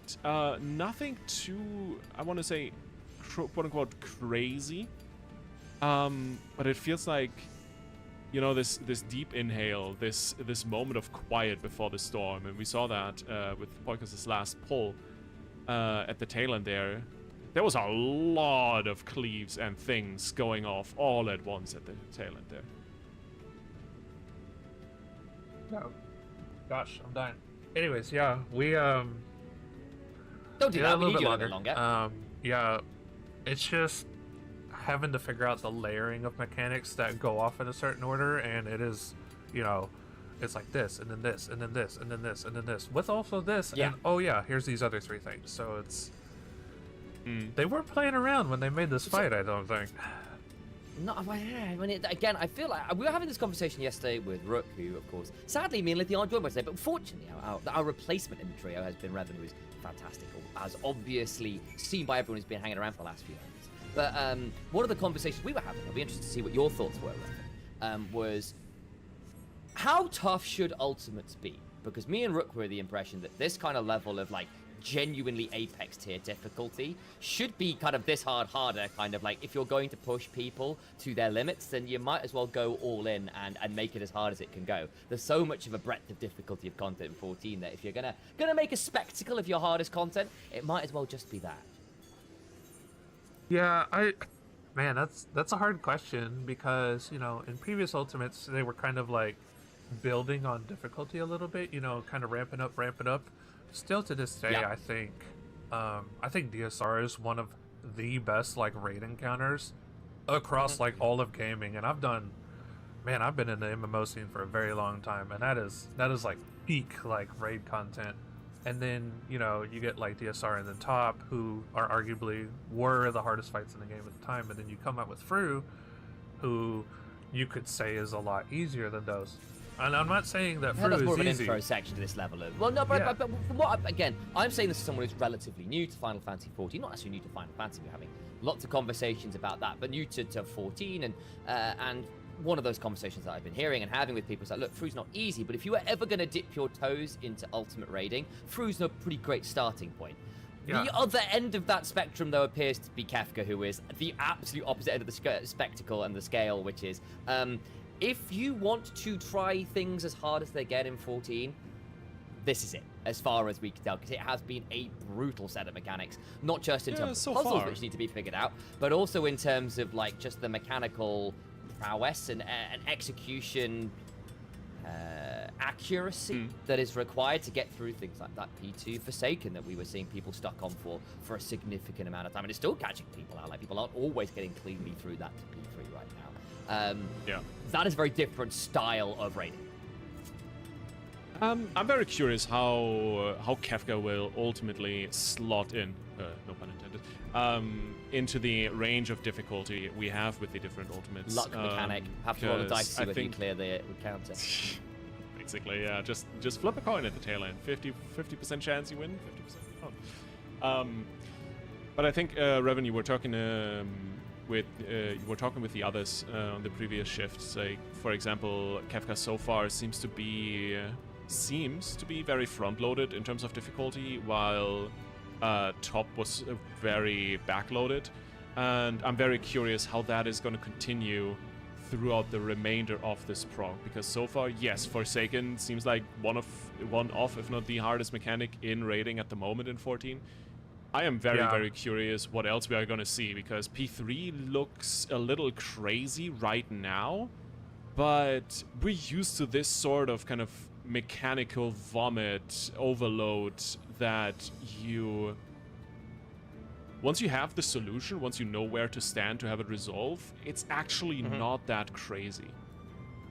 Okay, so there are definitely... I'm hearing dissent, Revan.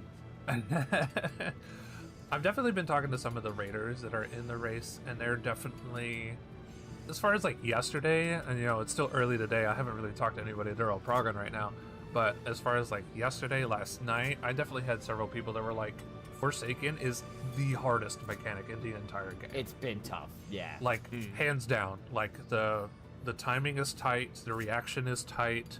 You get out of place with one person goes down, that's it. There's no, like, recovery, there's no nothing on that.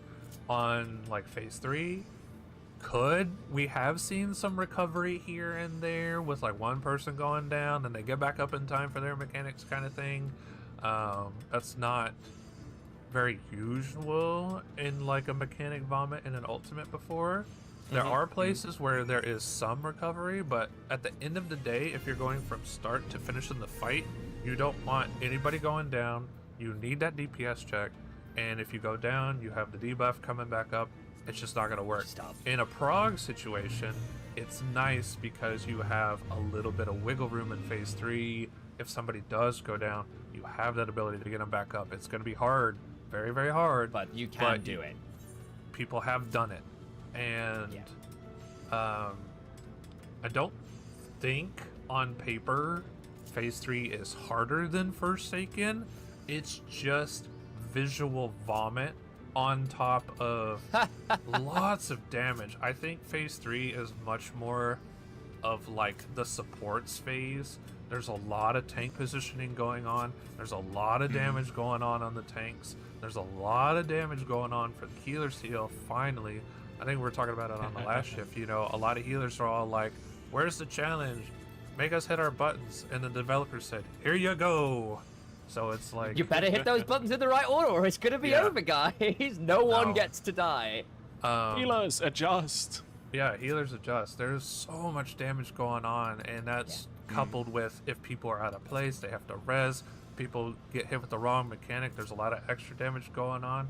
We're barely kind of seeing this Earth phase from Chaos at the back end of Phase 3. Well, I say back end, you know, the tippy top of the progression that we've been seeing lately. There's a lot of healing requirements to deal with the debuffs going out during the Earth phase that we didn't really have a whole lot of time to talk about, where you can't just blast healing on your whole entire party. You have to very methodically heal certain people and the party, and then heal certain people and then the party. So to hold you there, what are the priorities for healing in that sequence then? So like, if you're like looking like, who do I actually, which people need that kind of like, because you're saying you need to be methodical, right? What the sequence you're looking for, what debuffs you're looking to kind of like track and keep an eye on with that kind of in mind. Sure. There are a couple of different things in this Earth phase going on, and I don't have any pictures to show, so don't worry about like pulling up the chroma board right now. Board, yeah, that's not. But there's 2 debuffs in the phase plus an Earth shape in the very middle of the arena. Okay, there are everybody gets a debuff that basically says at some point you have to quote unquote die. You have to get hit with a mechanic that reduces your HP to 1. That'll cleanse the debuff. You have a very long timer on that in order to deal with that mechanic, and you have to deal with it in a certain order, because there are like orders to the mechanic. It's a long debuff, but they come up at different times. But it's got to be done, Yes, it does have to be done. If you don't cleanse it, it will kill you. There are 2 at a time. There are players that have a different debuff that says you have to get healed to full, otherwise this debuff will kill you, and it's a very short timer. When he applies these debuffs at the very beginning of quote-unquote the Earth part of it, there's like 20-15 seconds, something like that, and that's immediately after the entire party is put down to 1 HP. So normally you would blast a lot of healing, get everybody back up. However, on these single debuffs where you have to heal that person back up to full, when you do that, the arena will pulse with earthquake damage, which puts an earth damage up debuff on players. So you can't pop both of those at the same time. You have to do one, heal the earthquake damage, do the other Then one, the second, heal the earthquake damage. It's so if you do very both at once, you get precise double on earthquake, and it's all over, which is very, very tricky. automatic death. Right, and I It's- think the it's fact in that its Revan way- has just been speaking for a solid 2 minutes there, a very in-depth and very articulate description of what's going on, but the fact it took so long to get through should probably tell you exactly how challenging it has been for healers, right, Liffy? Yeah, it's in its way, for me personally at least, very reminiscent of some of the healing checks in World of Warcraft. Because WoW tends to do a little bit more in the direction of challenging healers on throughput and specific ways to heal through mechanics, and especially a mechanic like this that has multiple stacks or things that need to be cleansed in waves, so to say, is something I'm personally quite used to. So very curious and very interesting to see that kind of reflected here in a way. And yeah, as Revan said, it's like for once a very solid healer check. That's very, very fun to see. And well, someone tell me again that the devs aren't listening to the community, right? You wanted the challenge, you got the challenge, guys. That's all I'm saying. And speaking of challenges, guys, I think pretty much everyone in chat at this point has really risen to the challenge of raising money for charity, specifically for Games for Love. That is our charity of choice for this World Race stream. And as we are heading once again through this little camera phase, it feels like a good time to remind people why we are here and watching it. Yes, is to see exactly how far and how long it will take to get through all of the race.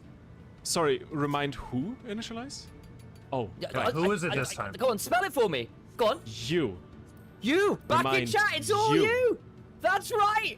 That's right! And Games for Love, that you guys are supporting and Kefka is telling you all about. It's a non-profit charity that eases suffering, saves lives, and creates sustainable futures for kids. They provide distraction therapy or play therapy, has been scientifically proven to speed healing and to greatly lessen the anxiety and emotional stress that kids feel in a hospital setting. I think anybody who spent any amount of time in hospital can attest to how stressful that environment is for very obvious reasons. That's why Games for Love has been providing games consoles that are fully loaded with games to more than 200 children's hospitals and facilities worldwide. And considering this is a worldwide race properly for the first time in Final Fantasy XIV, that feels incredibly apt. And that has been positively impacting more than 3 million children every year, which is an extraordinary impact. On average, every dollar donated impacts one child in the Games for Love program ecosystem. And as you may know at the bottom of your screen, we're $37,392.17 raised so far.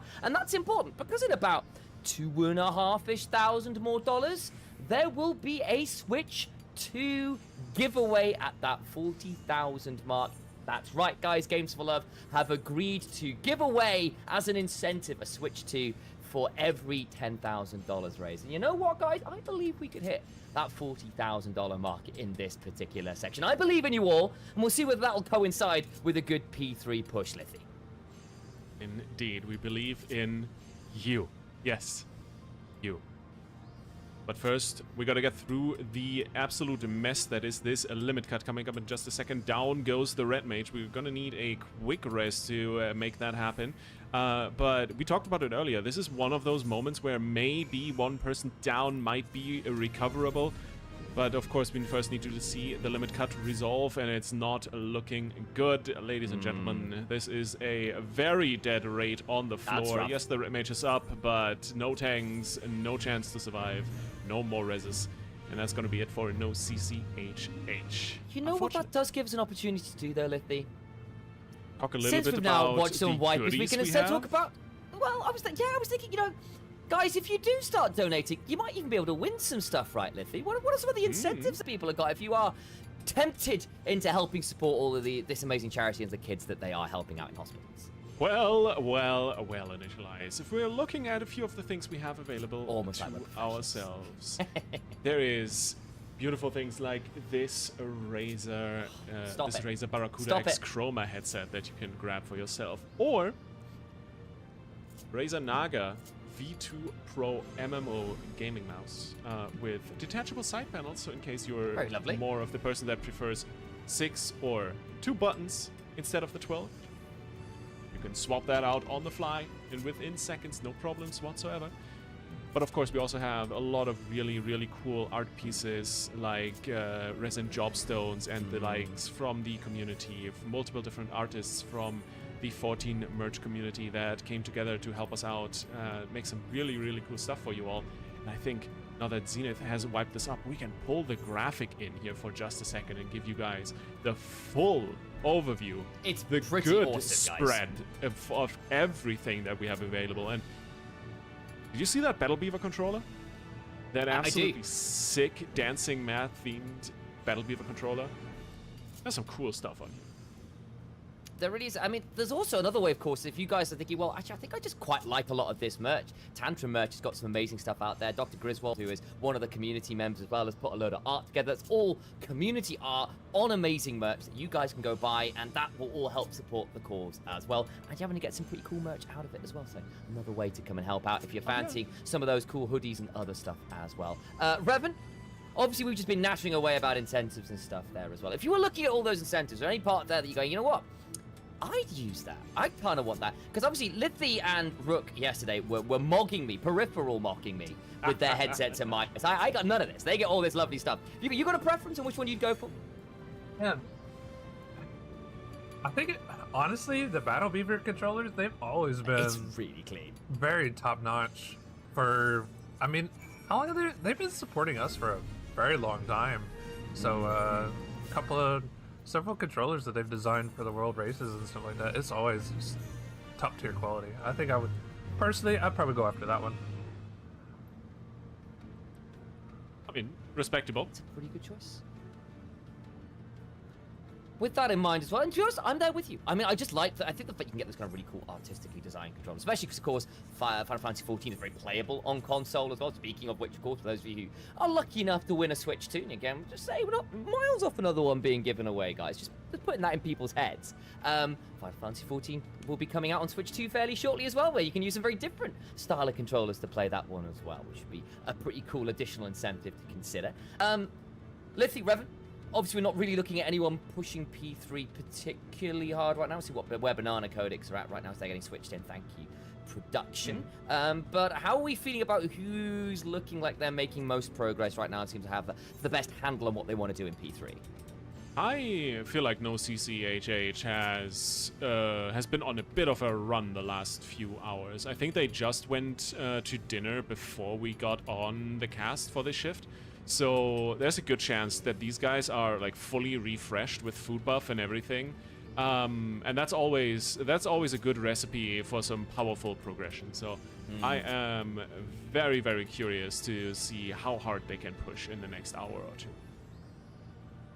Yeah, they've been pretty good. I definitely have been really liking Poikos. Their execution is top tier. They're really clean, yeah. Yeah, and honestly, like, if you look at it, like the top runners that are in phase 3, they're all like really close. If you think about it, like these other teams are right behind NoCCHH and Poikos. They're only like a few seconds behind them in terms of like actual like fight time. And we brought it up a couple of times now across all these shifts, man. Like having all these different regions in the top leaderboard. You got NA, and it's EU, awesome. and Korea and China. We had Ethics from OCE up there for a little while. Yep. Poikos back in. Japan's number 2 there as well. Like there's literally all over the world. Right over now, the which is place. Awesome. And again, like as we've sort of been chatting about, and I think people who are perhaps tuning in for the first time to one of these world races as well, going, why is that a big deal? It's because, well, normally the updates don't happen simultaneously. It's our first actual simultaneous update across the world. We get to do this as a global community together for the first time, which is just awesome to see, right, Raven? Yeah, I want to say China and Korea have been like on this like speed track thing where they get patches at like double speed to catch them up. And now with the most recent patch, everybody is caught up. Everybody had this fight all at the same time, released all at the same time. Actual, for like where the game is released, actual world race. You'll love to see it. Quite honestly, that's all you can say about it. It's so fantastic. I'm so so excited. The question for me that remains there is, though, how is the consistency gonna last over the course of this race? Because yes, right now everyone is fairly competitive. Every region kind of has like 1 or 2 teams kind of fighting for that top spot at the moment.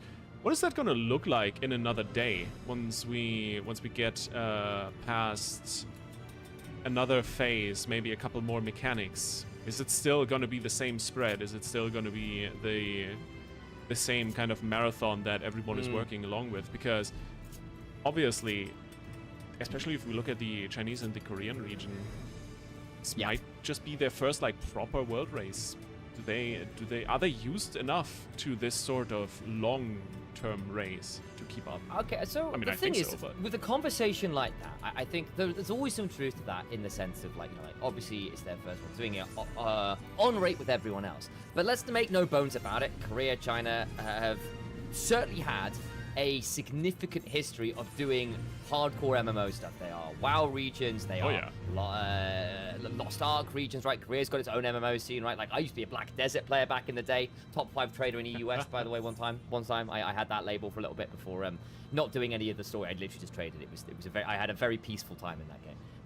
But they are still very hardcore regions in that sense. So I have no doubt that they are people who are used to the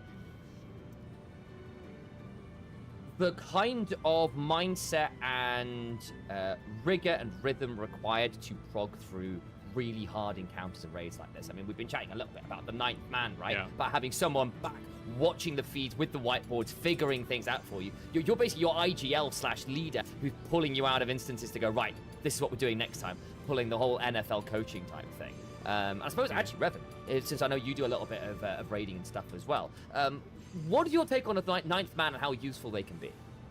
Okay, so for which tier was it? It was the middle tier. It was the cruiserweight tier. I was on the 9th man crew for one of the race teams, and it is actually like a crew. There isn't just one person doing shot calling, mechanic planning, all that stuff. There are delegations going on. So when I did it, I was specifically the shot caller.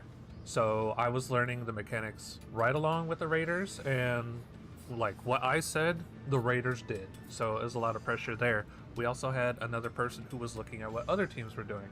Kind of like what these guys are doing right now. They're definitely looking at what each other is doing. Somebody progs a little bit, they stop and they look at what they did. That kind of thing. And then we had 2 other guys who were formulating strategies for stuff that we hadn't seen yet, and taking strategies from other teams and maybe swapping it around to make it work for our team specifically. That it was really wild. It was like having my notes in one hand for what we're doing currently, and having my other hand out as the guys are putting strats into that hand, and I'm just doing this juggling act as I'm shot calling all of this stuff. And that's how it's going on. We would hit like a new thing, and I'd be like, okay guys, I'm gonna say this, you're going to do this kind of thing. And that's literally what's going on. And shout out to these 9th man crews, because the calmer that they are, the more precise that they are, the quicker and more effective that they can get the information downloaded into these players' brains, man. It's a wild ride. We are in the middle of watching Lucrezia here kind of go through some P3. You keep going, Lithy, but I want to keep an eye on this one to see whether we do start seeing any decent progress on this one as it is full screen. But yeah, do keep going where you're at, and we'll keep our eyes as things go on. We don't have to keep an eye on it for very long. I just wanted to get the words in, you know, the unspoken jinx to make sure that they don't get past this mechanic. No, literally, you took the words out of my mouth. I was gonna point out Lucrezia's pull into P3.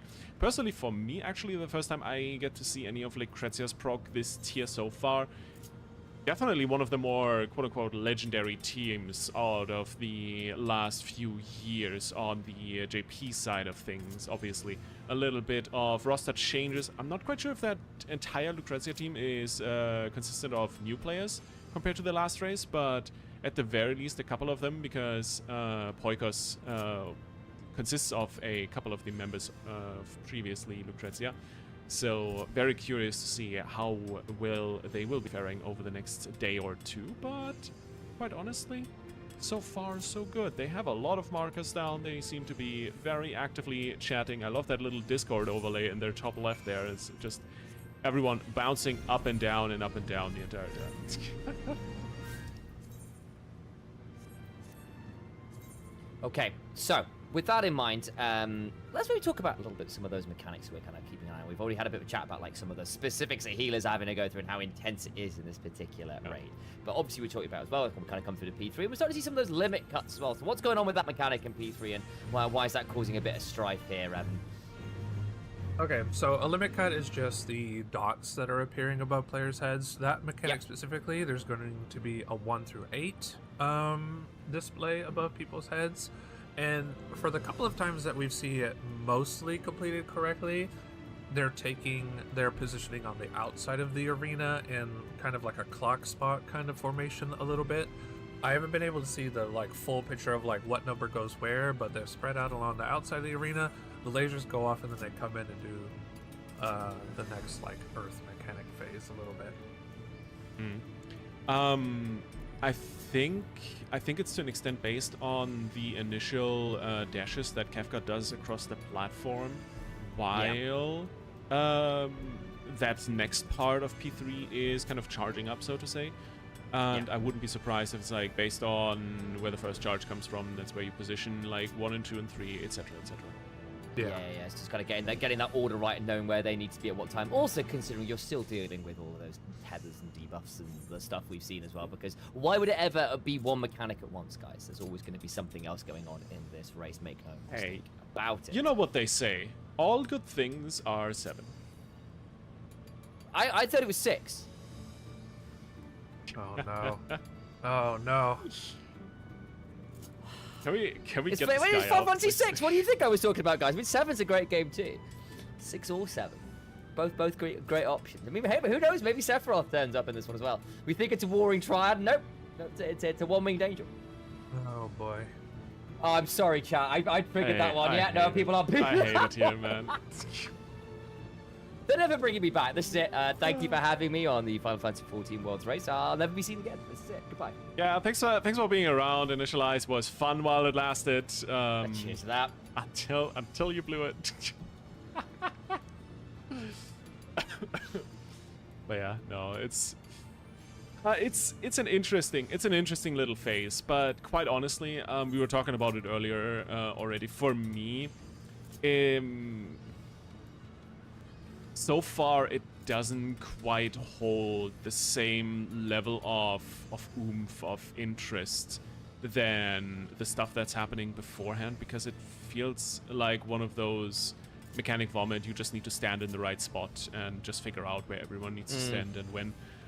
The main problem so far seems to be that there needs to be either some sort of repositioning of the raid group or the tank reposition chaos while Kefka, or like right after Kefka's massive body slam, which has been killing off some people here or there.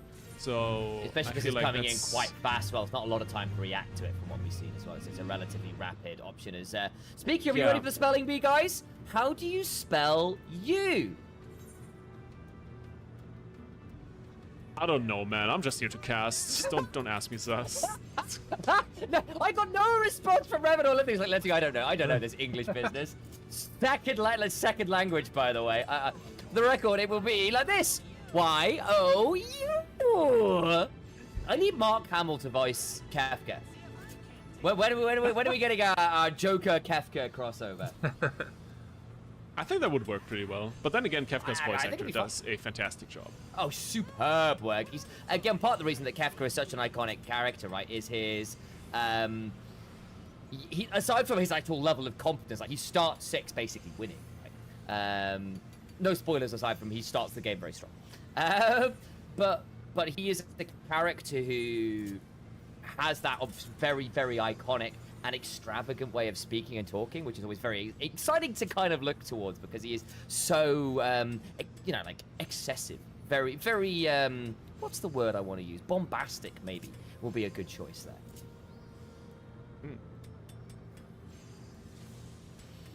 Into P3 here as well, Revan. How are we feeling about this one? Seeing some of those limit cuts begin to turn up on top of people's heads, and everyone needs to start getting rid of those debuffs that we've been chatting about.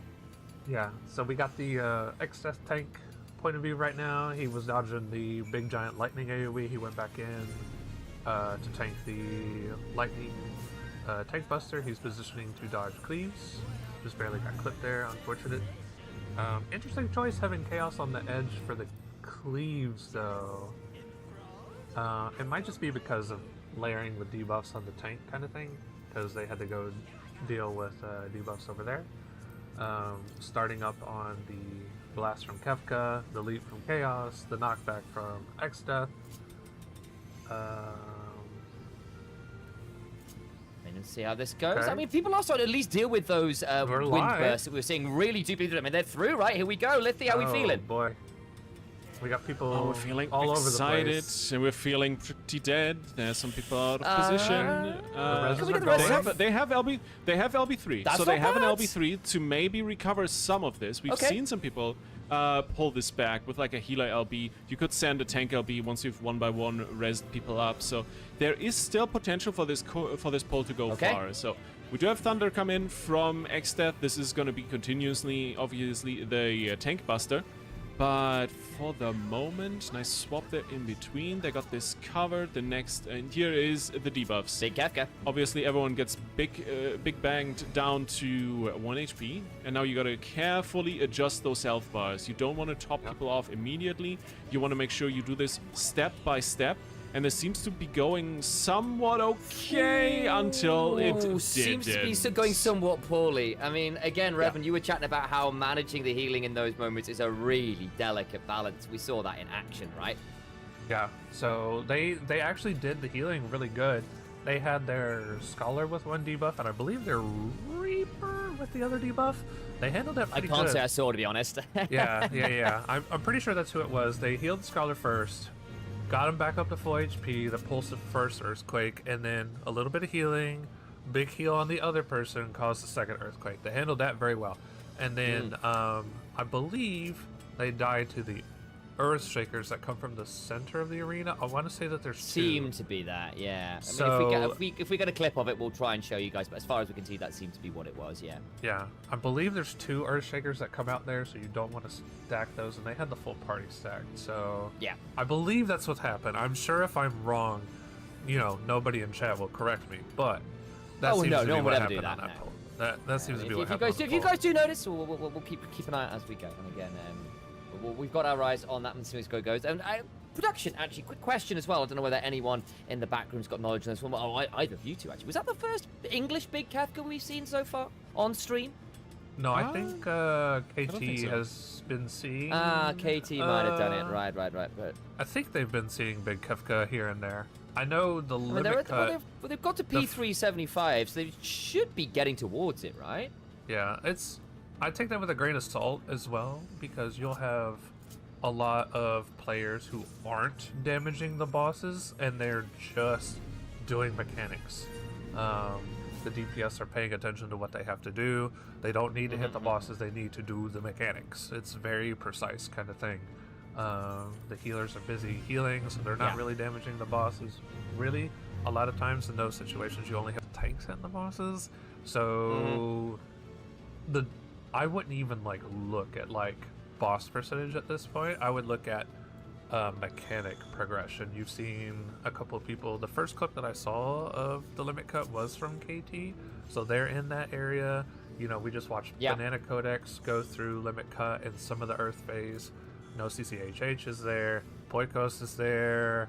I'm uncertain of a couple of other teams that have gotten to the Earth bits, but that's definitely where they're getting to right now. Yeah, that seems about right. I was looking and this is a little It's a dangerous start, considering your little tangents take us to scary places, Liffy. I don't have Rook to help corral you here. It's just me and Revan. This is not mechanics related. Okay.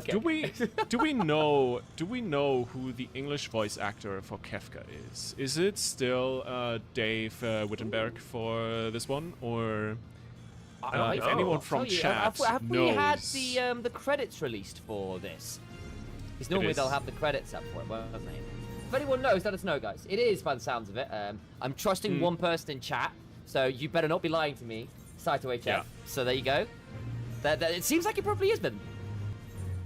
Yeah, I got a little sidetracked. I was like, wait, who's voicing Kefka? And I googled and I found all Kefka hints to all sorts of games. And it's always him, but not 14. So I want to say, in regards of like the voice actor, people are bringing it up in chat. Is for Japanese, the voice actor for Kefka is the same voice actor for Buggy the Clown in One Piece. Oh yeah, I knew I recognized that voice. you hear that so clearly. That's so on point. And considering Buggy is also a clown, that's remarkably appropriate, really, isn't it? Here we go again. It No is. CCH. Get the camera stare. I kind of want to do an edit if this was Soldier Boy, where he goes, "Hey, I'm talking to you," and it sort of comes Oh, across, no. and we can have like the full like machinima motion, like video of someone beating P3, having had that cut. Make it happen, guys.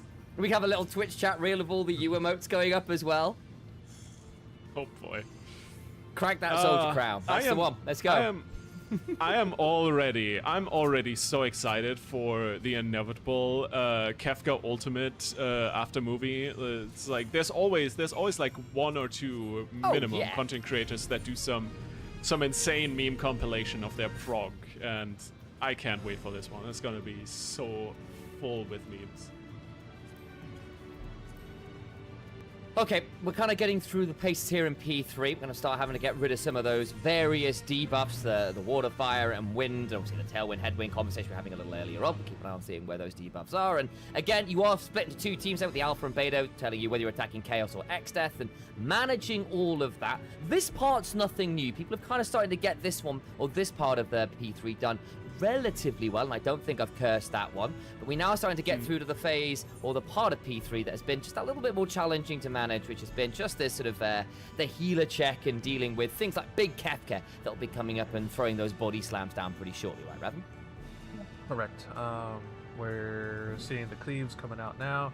We're resolving the fire debuffs. They got the knockback from that, which causes Lost one. That's bad news. We all good? See if they can kind of recover it a little bit. There is some I would even say downtime. There's less mechanic vomit right now. We got the LB fire. LB3? That was a tank LB3, yep. Yeah, the tank LB3 just to stabilize the whole situation, and you gotta get into position. So we have 6 and 4 on the side of the first blast, a little bit of repositioning going on, but we obviously still have people dead, which means that there's gonna be overlaps ultimately with the limit cut resolutions.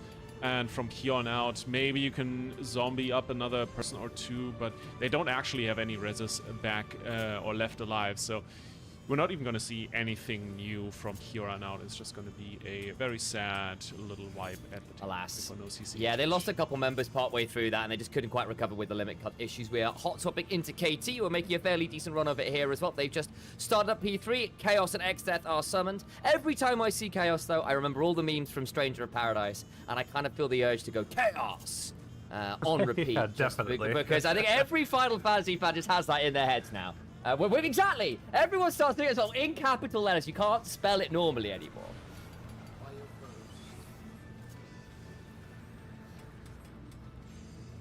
Well, so far, so good. Again, this part's not been the issue so much anymore. It's that a little bit later on as we start dealing with the aftermath of the elements being removed and getting those debuffs gone, that is causing a bit more trouble. Liffy, actually, obviously we were trying to discussing and figuring things out yesterday. How are you feeling about this one? Was it actually that just something's going on here? Well, I'm choking on some frog in my throat or something right now. Okay, well that was unhelpful. Yeah, actually, sorry about that. no, Revan, I have a question because I obviously didn't have as much time as I would have liked to really dig into the resolution of this part of Phase 3. Did we ever find out how exactly, especially the wind shape, resolves? Okay, yeah. So everybody starts this part with a headwind or headwind or tailwind debuff, and they're cleansing it in pairs. And to cleanse it, you it's based on which direction that your character is looking when you get knocked back. If you are looking in the correct direction, that knockback is reduced significantly, and you're not yeeted off of the platform. So, which is pretty important. Yeah, very important. So they're doing it in kind of like pairs. As the fire debuff goes off, as the water debuff goes off, and then 2 pairs will cleanse when XIV does his big arrow assault move where he shoves across the entire arena kind of thing. Every time that you clear a pair of headwind tailwind debuffs, it triggers the wind shape to attack the closest pair of other players waiting to soak that wind damage. Okay, so on the fire debuff, you get 1 pair of headwind tailwind cleansed from the secondary attack on the fire. It knocks them back. The wind shape will attack the 2 closest people. On the water debuff, when the water shape attacks them, they use that as a knockback, causes the wind shape to attack again. So we're half the party down at that point. The other half of the party has to cleanse during the XIV knockback, but also Kefka is blasting the arena at the exact same time. So there's just monstrous amounts of damage coming out when XIV is hitting his arrow attack, XIV or Kefka blasts. The wind shape is finalizing. At the same time, the ranged player is baiting Chaos to do a leap across the arena. That's also proximity damage, so if it's not far enough away, it just one-taps people. You hit that as well. Yeah. Oh, so between positioning by the wind shape and the headwind tailwind, which can't be the same people standing next to the crystal, and baiting out Chaos's jump, and the big arrow hit from XIV, that's a lot of things that have got to be managed very, very precisely in terms of where people are positioned, when things are being triggered, where things are being triggered, more importantly as well. That is proving quite dangerous. But yeah, I had this whole conversation with Revan right at the start, just before you turned in as well, which I was really appreciating, because we were trying to figure out exactly how it was going to be resolved and theorizing it roughly this time yesterday, actually, Lithy. Indeed, yeah. I mean, I am very glad that evil people might accuse me of facilitating my own shifts at the perfect time at the prime time for prog. Okay, I see. Baseless accusation is what I call. Yeah, Revan, do you believe it? I'm not sure I believe it. I think Lithy's got his finger on the scale somewhere in there. You know. Honestly, he's got that red phone. He's like, all right, Yoshi P, let them clear now. Yeah. Okay, thanks.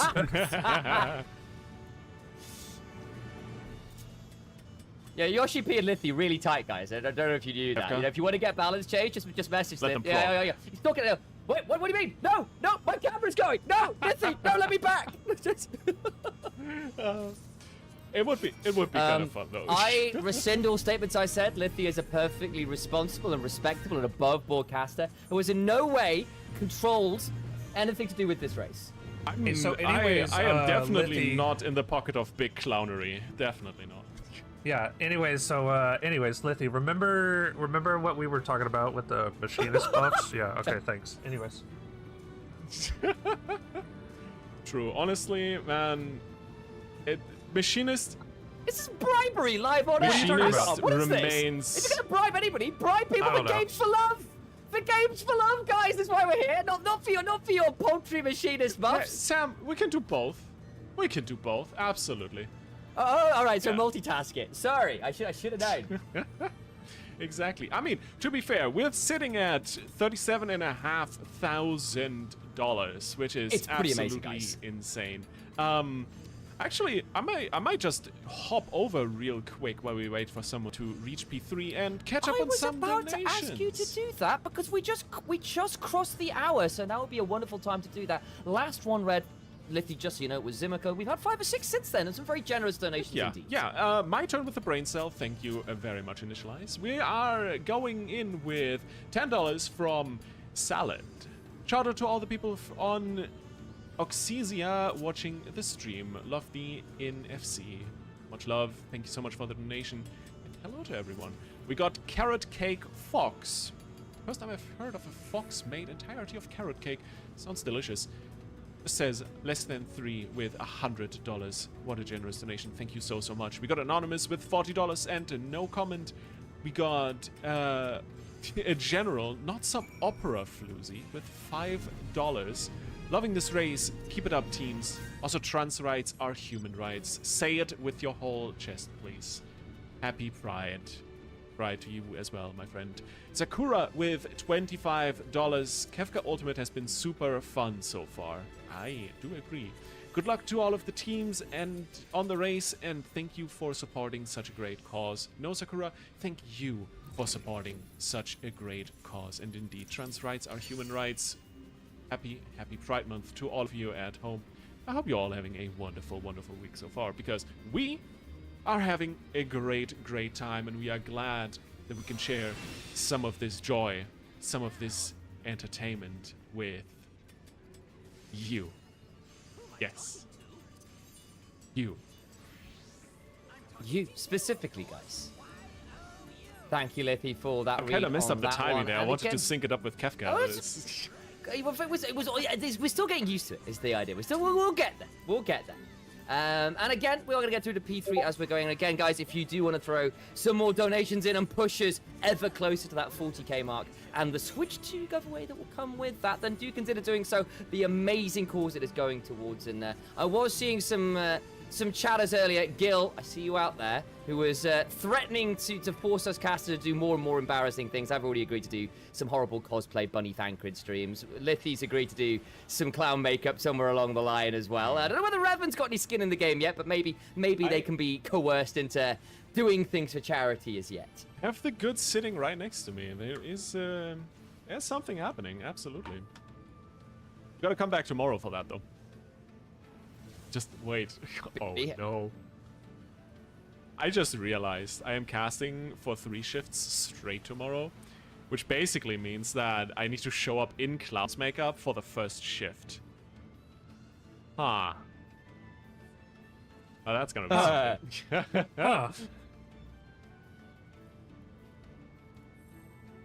Put the clown makeup live on air.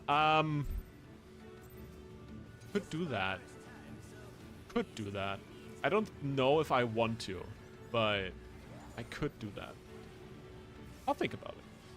Every time there's a focus stream and they wipe, you just apply more clown makeup and progressively become more clown. Yeah, exactly. So until they clear P3, it just has to stay on. You got to reapply every wipe. That's the idea. Are we replicating the clown meme while I cast and talk about the exactly. poll? That's I kind put of on what the I'm thinking. makeup. Surely. I do live in the same Forsaken city, is not Liffy. that I hard. could just come over and do it for you. I do live in the same city. You could just walk over and start like applying in the background. Not gonna lie, dude, because my wife is leaving and I need some help Oh, with the all right, I see. tomorrow. All right. Don't trust me. This could be a bad idea. Oh, it's gonna be a Fantastic horrible stuff. idea, but yeah. Oh, it's going to be wonderful for everyone else watching and donating, of course. Again, you guys, we're very happy to embarrass ourselves for charity, do some silly things. It's all going towards a great cause. And again, I've been coerced, partly by Lithy and Rook. Thanks for that one, guys. And now, Revan, you can get in on enjoying the bullying. To go do some full playthrough of 14 in Bunny cosplay. Thancred Buncred is coming at some point with that in mind. And again, all for the right causes. With all of that kind of background stuff going on as well. I'm not seeing any P3 progression right now on screen, so we've got a little bit of time. Revan, at this point, maybe we can start doing a little bit of speculating as well, because we've still got probably over half a health bar in P3 to go in terms of where Kefka's going. So, are you expecting any other nasty surprise in P3? Any speculations in terms of what else might turn up aside from Big Kefka body slamming us all? I mean, they seem to be drawing a lot of references from Savage. I'm curious to see if they do like a weird ad phase kind of deal where both Chaos and X-Death had like a weird intermission thing in their Savage fight, and honestly in their normal fights as well, where like Chaos had like a quote-unquote ad phase where like he went away for a while to charge up his ultimate attack, but there was an orb to kill in the middle, and then like X-Death will transform and do like a whole bunch of like arena-wide cleaves, and there's only like one safe spot or whatever, so dodging that into like an ad thing or whatever, could see something with that. But a lot of the elements are coming from Chaos's like intermission phase anyway, so we might not see that. The other thing, we're seeing a lot of like arena changes a little bit. Not really like the platform itself is changing, but like Kefka is causing half the platform to be unusable, that kind of thing. Yeah, a lot of area denial. There's a lot of like big cleaves coming out from like X-Death. X-Death still, or not X-Death, Chaos. Chaos had another like water phase where like a lot of the arena was blocked off from like water AoE kind of stuff. Could see something with that. I definitely think at some point we're going to see Neo X-Death, because that was his second phase in Savage. Would make some sense. Yeah. I could see, I don't know what Chaos would do, honestly. Like if they keep with like the 3 boss motive, maybe he gets like an upgrade for ultimate. I don't know. But I could definitely see something really annoying where like Kefka is still on the outside of the arena, but he's got Kefka and Neo X-Death mechanics. Like somebody brought up the Grand Cross mechanics from Neo X-Death. That would be an absolute nightmare. So devs, if you're listening, please, no Grand Cross coming up. Thanks. I definitely slight noob question on that one as well. Then, does Chaos have a second form in any of his other boss fights that might be something to match the Neo X-Death if they're getting a transformation? If you reckon they get a transformation, does Chaos have a second form to consider? Not in 14, but honestly, we're breaking the 4th wall enough. You could see something really goofy from another game or something. Chaos has been kind of a recurring theme Final Fantasy through staple Final for a very long time. Yeah. So not in crystals, one way or another. Yeah, you could see a lot of drawing from other games. I don't know. I've had a couple of friends, kind of reference like the Dissidia game, where you're fighting all the villains at the same time, and this kind of has the same vibes. And I don't know if there's Chaos. I mean, Kafka's in does that one. anything different in that one, so it's hard to say. I mean, Kefka in that one is messing with Kuja, right? Like Kuja's the guy he's egging on in the background, because you can obviously play as the villains in that game as well. It's not just playing as the various heroes. Yeah, so I definitely think there's, I don't know if it's like an exact reference, but there is a little bit of reference to like Trance Kuja a little bit, because when Kefka is doing his thing on the outside, he's like juicing up or whatever, like powering up a little bit. And I believe one of the casts is actually like going trance or whatever, but it could also be like a reference to 6 as well, because Terra also had the ability to like trance out kind of thing. So He did, yeah. kind of, I think because it's like villains against us, I could think he's kind of referencing Kuja and breaking the 4th wall a little bit, but that's just like my personal take on it. Oh, we're going to get P3. Let me try that again in English. We're about to go through the P3 here. The U's begin to roll through chat again. Lifty, you got any takes there as well? Anything you might expect to see as some spicy extra mechanics towards the end of this phase? I think this pull is looking absolutely beautiful. There is nothing that can go wrong. There is no way they wipe. KT has so never what before on earth is this disappointed foul anyone. juju? No! Somebody's bought KT Liffy. is a team of the highest caliber. These guys know what they're doing. They have this getting mechanic excited. and this entire Not with phase KT. in the bag. The roller coaster, man, it's riding up all the way to the top, and they're gonna send it barreling down into full excitement in just a moment here. You can see the Tank Buster easily survived by the Dark Knight as well. The next set of debuffs about to expire in 10 seconds. That's where we'll see the last few of the shapes resolve as well. And you can see everyone is spread out nicely. The cleaves are dodged without any issues. I see 0 damage downs on anyone. Great repositioning here from LH, the final fish, the Reaper in this party. I do absolutely love that title. That is insane. And we're back on Chaos. Fantastic. And if we're looking at the health bars here, on average 65%. That is a very, very solid position to be in at this point in time. Of course, XDeath has a little bit more. The main focus is on Chaos because we do have to kill Chaos. But first, we got to deal with this limit break. The numbers are out. The people are running into position. You got to find your spot. Run, run, run. And one down. That's one of the tanks dead. And it's all going down here. I told you the roller coaster is barreling straight downward into disaster. Beautifully done, Kitty. Good job. Nicely done. You put a hit out on them. Can't believe you'd be that brutal with the statements, but there we are. They lasted. Kill confirmed, well done, Liffy. Pretty long. Well, I don't know what KT did. I don't know what KT did to you, but clearly they were deserving of the bad caster curse out there. We're now gonna have a look over at No CCH Revan, who've also been doing a fairly good job. Currently, the #1 on the leaderboard, been making fairly steady progress across the last few days, but Day's been one of our front runners as they are currently dealing with XDeath and crew themselves. Yeah, they I'm trying to figure out like their priorities for these markers that seem to be helping a little bit to deal with maybe the wind markers, and kind of just make it a little bit more visual clarity. There's a lot of nonsense going on right now to kind of see where everybody is at, kind of thing. So you can see like they're kind of buddying up here a little bit. They've resolved all the wind. They've resolved all the blasts. That should be the last one. They're getting into position for the limit cut. Let's see what see if happens. the positioning's right, because this has been tricky before. We've always talking about how hard it has been to get everything down. Yeah, they've lost one. Okay, is that going to be too much? Res is out immediately. No limits. Tank buster going off, and then we're getting into position for the next light parties. Here it comes. I don't know if that's correct. It looks correct. Look like they got who they wanted to be on it. There we I go. think the main thing there is the tanks. There's another tank buster. They're holding relatively well so far, but here is the next trial. Right. That's a lot of damage. But so far, All so right, good. Your debuff player, she's targeting the Scholar, immediately cleanses. The other player is the Bard. They're waiting to heal the Bard. There it goes. It's cleansed. There goes the Earthquake. Now they're getting into position for Kefka for his slamming. And then the Earthshakers. It's just a lot of damage. It's been a hard part so far. Yeah. The mid Now checks they're are doing hitting the tethers. Tethers, these are laser blasts. There are certain people that take these at certain times. You can see some of the debuffs ticking down in certain orders. There's 40 seconds, 30 seconds, still a minute on some of these debuffs. They have to get rid of those debuffs before they expire, otherwise they die.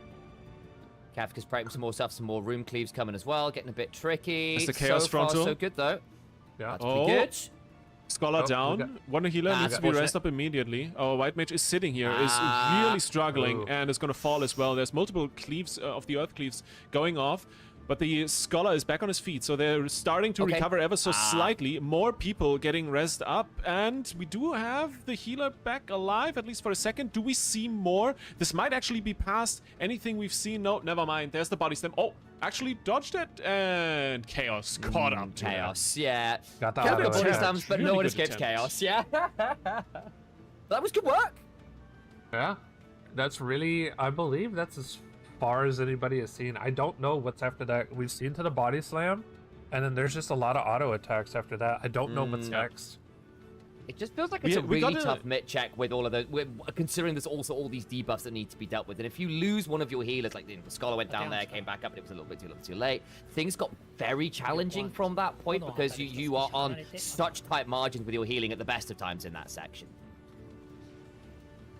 We did get a little bit of a glimpse. I don't remember which team it was that lived long enough to have some insane amount of cleaves resolve after the body slam, and that's basically where they immediately died. So we have like an inkling of what is going to happen, and it feels like kind of the tail end of such a mechanic vomit phase, which is literally just everything explodes. If you stood in the right place, then you're gonna live. And it seems like a couple of people did not stand in the correct place here with this limit cut, but we do have some reses going out, another 5 people dead, and who's at fault?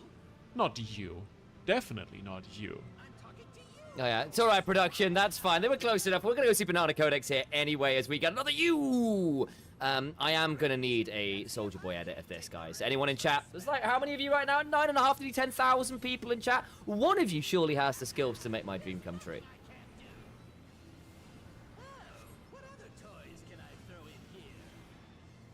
So this section, as we've kind of seen, has been relatively normal so far. But yes, what were you saying, Lithy?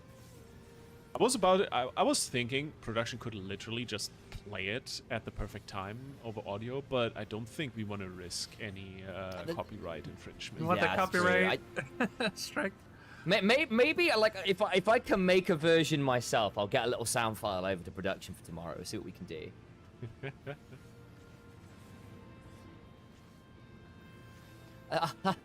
Production just got into our ears, by the way, and just said validated. Poikos just wiped after they swapped. So justification. Well done, production. I knew in your prescience. I believed in your prescience. As we're saying, we're dealing with the fire, water, wind, kind of elemental debuffs that need to be removed, and the tailwind and headwind debuffs that have been a bit of a challenge earlier yesterday. But so far, so good. But yeah, the moment we say they've been getting better at dealing with it, it's not looking so great again, is it, Lithy?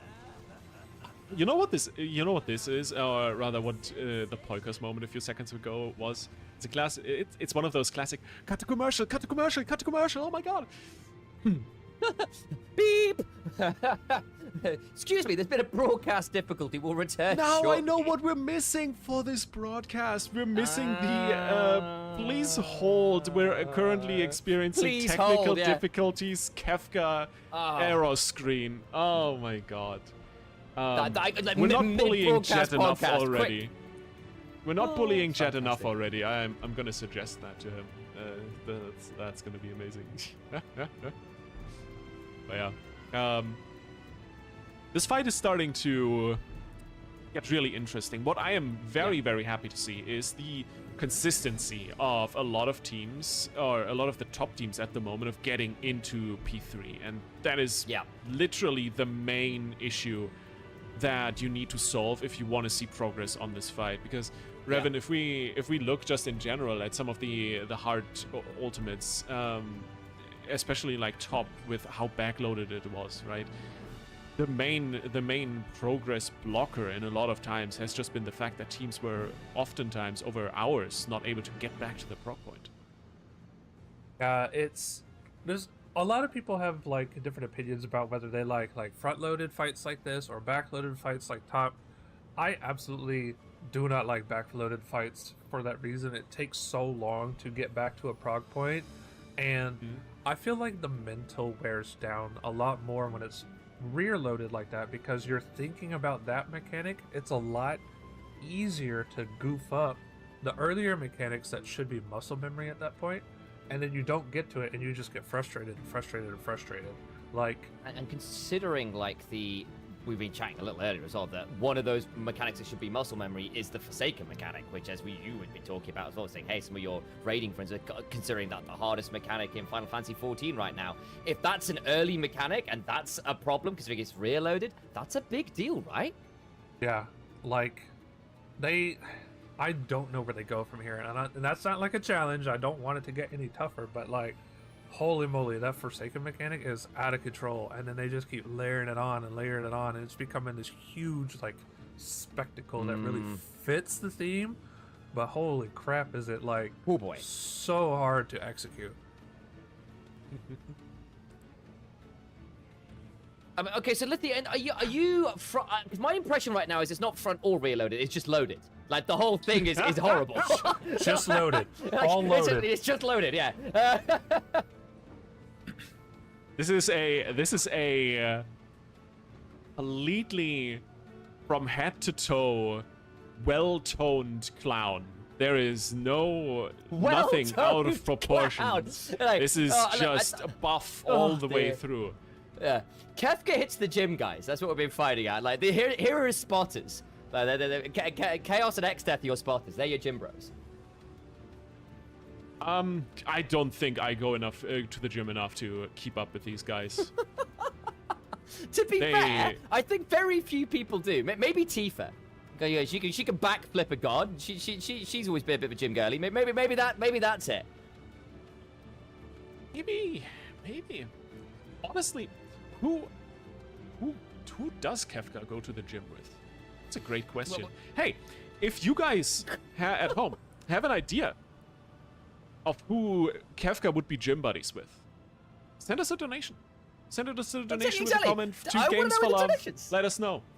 A great idea. Okay, guys, this is how you're going to tell us who Kefka should hit the gym with.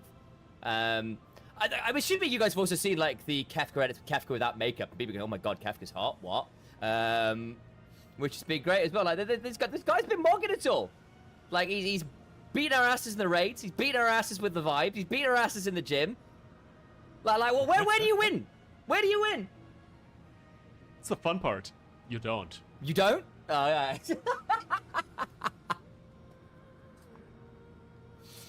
Nah, honestly, again, guys, I'm so curious to see where this fight goes in the long run, right? Because if we look at the timer, I think where we are currently progging on P3, I want to say that's like 8 minutes roughly. So I would say it's not too far-fetched to think the end of P3 once we reach it is going to be the halfway point of this fight. If not, maybe slightly past the halfway point. how many phases are you expecting?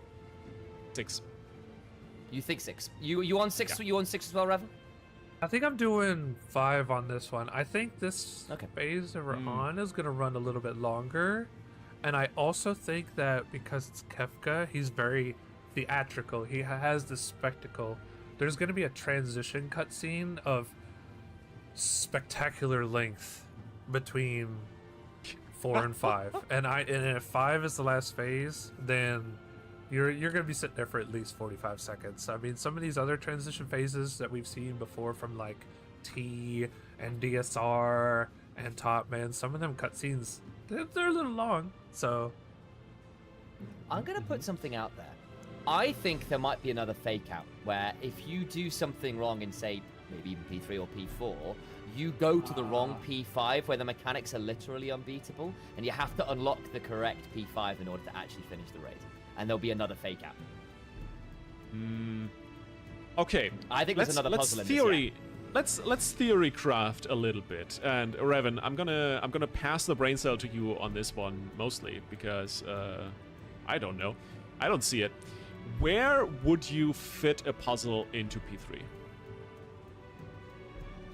I think because we've already had a puzzle in phase 1, I don't foresee there being a puzzle in phase 3. Yeah. I think it would be further along. I can see that. This is very brute forcey. There's so much going on. There's so much damage. And it's already like very precise movement with the stuff that we've seen in phase 3. I don't think that there's going to be any kind of like puzzle mechanic. You know, in like the first phase, you had to juggle the debuff. You had to use all of his mechanics, that kind of thing. You know, you had to annoy him a little bit. And I don't think that's going to show up here. I think he summoned the Goon Squad to deal with you because he was getting bored a little bit. And then we have to go brute force into Chaos and X-Death, that kind of thing. Yeah. So. I can see it. I could see this. I could see it as well. What do we... Extra henchmen being brought in.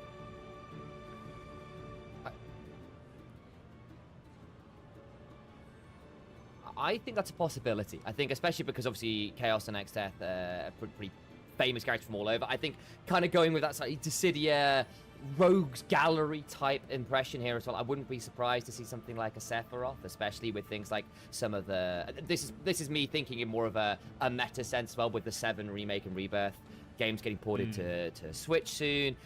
Summer Games Fest coming up. I wouldn't be surprised. There's been rumors going around that we might be seeing a 7 remake part 3 trailer dropping there as well, that we say that every year, and that's never the case. It's released elsewhere, but you never know. That kind of thing, considering they might be looking at some of that as well. Just worth a consideration. I do think that's very much a possibility, so something like a Sephiroth wouldn't be a surprise for me in the slightest, also just because he's a very popular villain, right? Like, he's up there as one of the great villains in video gaming alongside Kefka. Counter argument. Do you really think they would burn a Sephiroth cameo on like an extra phase in a Kefka boss fight? I think if I we think get if it we get sets up for Sephiroth in some okay. capacity, they would do it at like a proper full-on collab. Yeah. Because my suspicion would be if they did it, it would be to set up for the next Ultimate being Sephiroth, if you see what I mean. And this just being a teaser for it. Oh, right. So like, it wouldn't be like, because I think you could do it as like a brief moment where he comes in and like just does a Heartless Angel or whatever. Pulls off one of those iconic moves or a meteor and then leaves.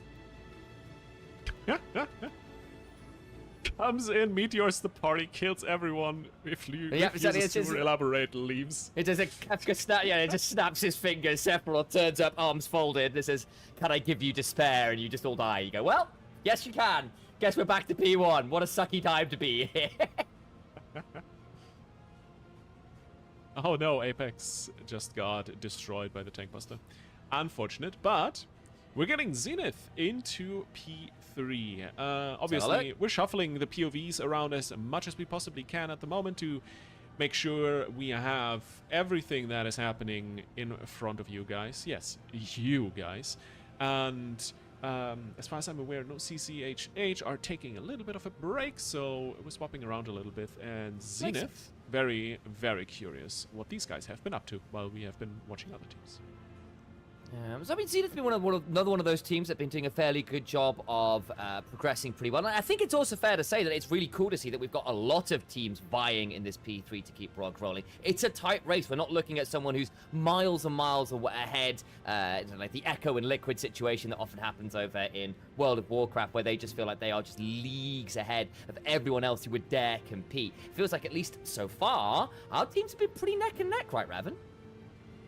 Yeah, honestly, like, you'll get like a couple of people, like one or two teams that will get a little bit further ahead in Prague, and then everybody's able to like kind of work together a little bit and pick it apart. And with Prague as difficult and a little bit on the slower side, you have these teams that are rushing to catch up to the leaders, but also like when they get to the leaders, everybody is there. There's so much representation from all of the regions. They're all putting their best foot forward, kind of thing. And there's just so many teams, like you were talking about with production, having to swap in and out all these cameras and stuff like that. Like Del Prague, they stop and talk, and never mind. I was about to curse them, but they died anyways. Yeah. Okay. So all the preemptive curse. Well done, man. Yeah, preemptive curse. We'll have a couple of teams do some pulls. Somebody will see something else. The teams will stop, talk about it. Somebody else will do some pulls. The teams will stop talking about it, that kind of thing. So there's a lot going on, as opposed to like some of the other races where we may have only had like one or two really good streams, and then like we're waiting for other people to go ahead with it. Here we have kind of to pick the litter a little bit. Yeah.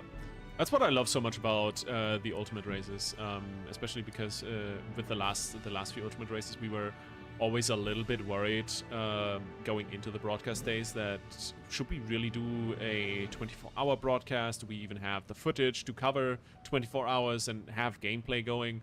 And then we started to realize that a lot of teams started to adjust basically based on when it's ideal to play for them, because the ultimates last so long that it doesn't really matter who sleeps when. Which basically puts us in the beautiful position that we almost consistently 24/7 have some team frogging, which is awesome. Yeah. Especially because actually it's been very hard, right? Like, this has been very challenging content, and people have been stuck at very similar walls at the same time. So the progress felt very, very incremental. Like those tiny little margins that you're kind of improving by bit until people figure out some of the tempos of these much more precise sections. Like we're kind of seeing one right now, right? Again, we've got to deal with these elemental debuffs, so the water, the fire, all that kind of stuff. There's a headwind, tailwind to consider, into the tethers and the earth shakes, but kind of clearing those debuffs, but not doing it at the right time. And it's a really nasty healer check, as we've been kind of discussing. And this has just felt like, again, your room for error, as someone expected an ultimate level, right, Lithy, is basically non-existent. Yeah, absolutely. I mean, the lack of room for error kind of has historically been always kind of one of the identifying difficulty levers for ultimate rating in Final Fantasy XIV. If I think back to Ubu, for example, like the boss literally got harder and harder every time someone died. Like, it's very much an expectation that you're able to play a fight for somewhere between 12 to 20 minutes almost flawlessly to be able to even consider beating the encounter in the first place. And flawless is not quite what Katie is doing right now. No, that was a bit of an unfortunate wipe there. Again, that wasn't perfect as we've been asking for it. And again, Revan, like, asking for a flawless 12 to 20 minutes is one thing, but a flawless 12 to 20 minutes with the amount of correct inputs required and decisions required, this is a very intense mechanical fight in terms of the amount of things you are tracking and doing is pretty obscene, frankly. Yeah, I forget who I was talking to, but like from like a Nightman perspective, because I have experience with that, like having these dual bosses doing so many different things all at the same time, I'm sitting here like, how in the heck would we even like go about doing like Nightman shot calling or anything like that? I think it really just comes down to a lot of the stuff going on is individual player based. There's not a whole lot of reminders. Like you could call out like the fire debuffs and the water debuffs, like, hey, get ready for this, but there's so many like individual things going on all at the same time. It's like you really need all 8 players to understand where they have to be, what they're doing, which way that they're facing, and what to look out for all at the same time without telling them. That's quite a long sentence, and considering that's just like a general approach rather than, hey, here's what the tanks are dealing with, or we had that whole discussion that you kind of led a little earlier about like how complicated the healer decision-making tree is, right? Particularly in this section, right, Lithy?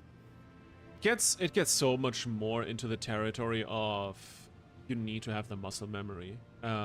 This sort of stuff moves out of you need to actively think about it to we need you to not actively think about it, because otherwise you're going to make mistakes. If you think too much, you're just going to mess it up at some point. So the majority of these mechanics, the more you play them, the more they need to work on autopilot, and that is just what we're watching right now. The teams are solving more and more of this with every single poll. They're getting more and more information. They're getting more and more practice, though that is the main thing. And the more practice they get, the cleaner the execution goes, the less mistakes happen, and the less often you have some red mage fly across the platform completely dead after being one-shot by something. But of course, the dashes are going to come in. There's going to be a bit of slammer jamming, and of course a little bit of DR here. Pop got the shield samba coming through as well, and we're going into the limit cut with everyone alive, at least for the moment. Let's see if that stays this way, because they're all scrambling to get into position. Oh, the Astro's late. Run! Ooh, no! All right, Fast enough. Is that get gonna him be up, down? get him up. Playable. Winnable. Okay, well, the recovery's not too bad here, but the problem is it going to cost them too much time. So far, so good, but keep your eyes on XIV. They're charging up a couple nasty things here at the minute as well. And here will be big old Kefka turning up in a second or two here as well, right, Revan? Yeah, getting the Gear 3 Kefka coming out with the big shape that he does.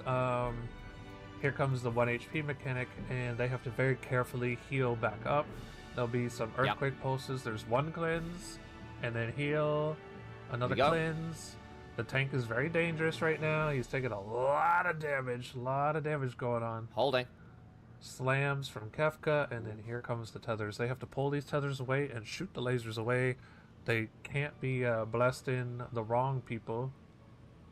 No blasting your team, guys. Don't do that. They picked up another tether. We can see we've got a really good position here of them picking up these tethers pretty well. Again, this is not the issue. We managed to get to this point before, and now we're getting through to this second phase of those pulses. One dead. That's one of the tanks down. Res has not come out yet, but this might be fine. There's the Chaos Frontal. Healers are up Everyone this time, at dodges this least. one. That is very, very good. The res is coming through. The shields are up. Everyone is healthy Tethers enough again. for the next lasers to come through. So now watching for these black holes and the lasers coming out. Oh, down to 1 HP here. 4-hour dancer, but he stays alive at least for the moment. The next laser is gonna take him down. The rest of the party soon to follow. The tank LB3 just came up. Not quite in time. Great pull for stealing fire, though. I think these guys woke up like half an hour ago or something, and they're already blasting on all cylinders. Crazy good pull.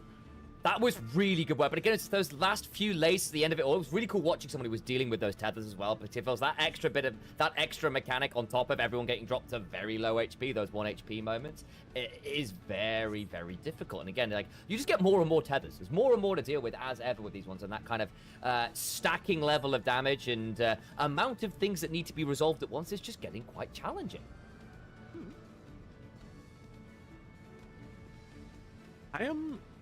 I'm almost tempted to grab a clip and look at what exactly went wrong there, but most likely it's just gonna. We've got a little bit. If you want to grab that, might not be a bad idea considering it might be nice for the next set of casts coming in about 20 minutes as well. So it might not be a bad thing to do. I could have a bit of a chat with Revan. If Lithy goes on a clip hunt, that's absolutely fine. And I can also then do a little bit of a read here as well. Because remember, guys, we are doing this all for charity. Had some amazing donations.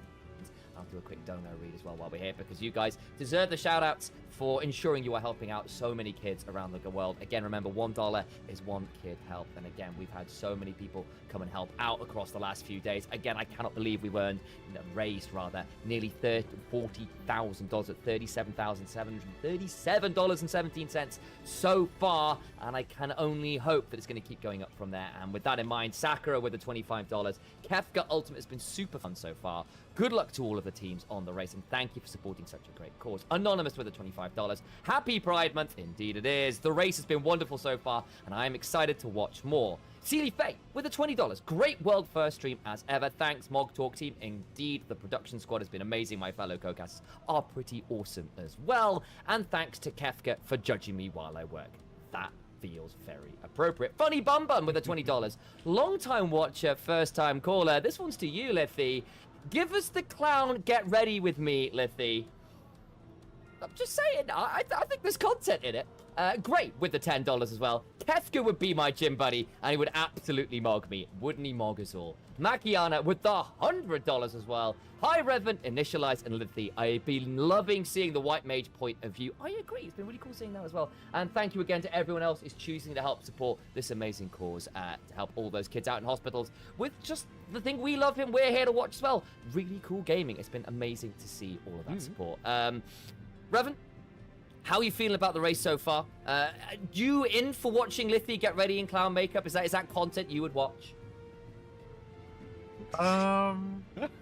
Is that content I would watch? That's content I would pay for. I think we could get. I think we can get some more donations to make that happen. You know. So yeah, guys, you've got to convince Lithy. You got just what you need is to donate more money to charity, so we can pressure Lithy into doing things they're not sure about. It's great. So. The question then really is just what is a appropriately challenging goal for the last 10 minutes of the shift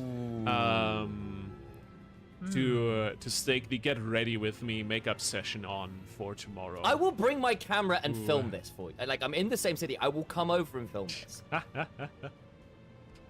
Okay, so what are we at? We are at 37,730. If we can get to $38,700, $1,000. Is that doable? Is that too much?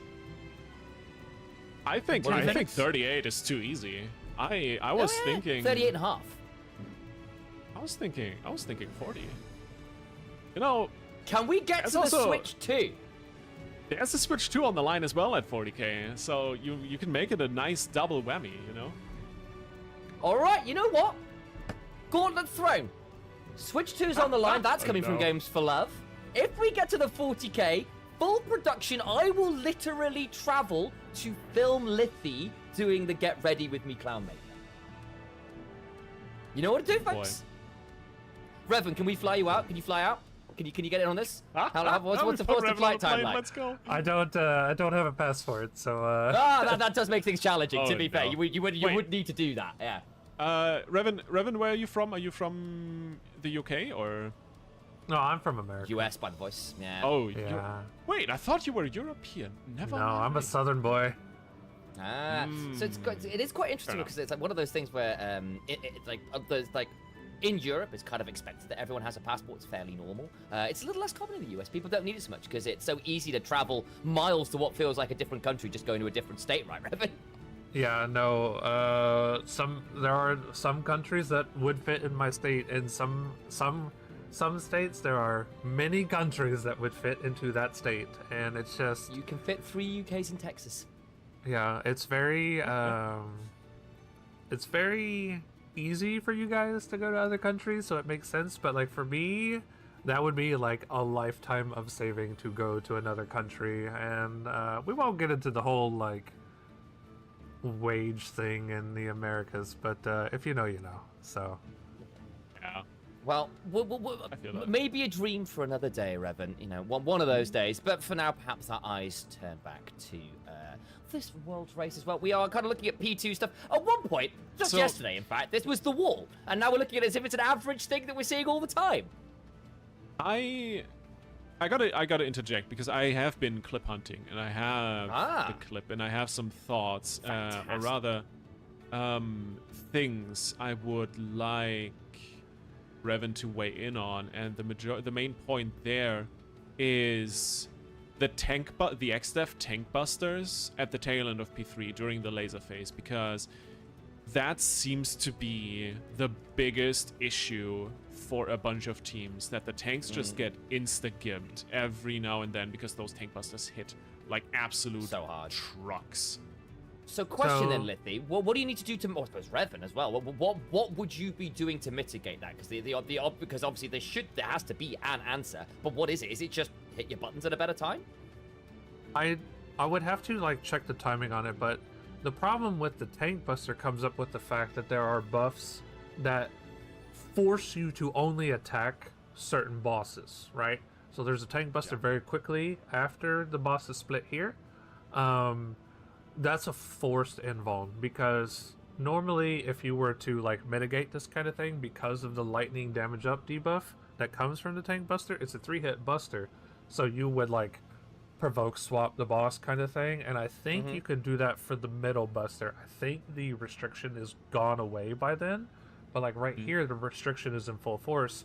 Your tanks can't pull off of each other, so that's a forced invuln here. And then you have another tank buster which I believe you can mitigate and like provoke swap on it, but I think the tank is doing other things, you know. There's so much going on. And then there's another like reestablishment of light parties for bosses. The other tank has to have X-Death at that point, so he can invuln that buster there. And I mean, who knows if there's even more busters. It's kind of ridiculous. Yeah. We can see Your take, for Lippy? Kindred. I mean, Revan has more smarts than me in that regard, so I'm very much on board with that. It's really just a question of managing the damage intake.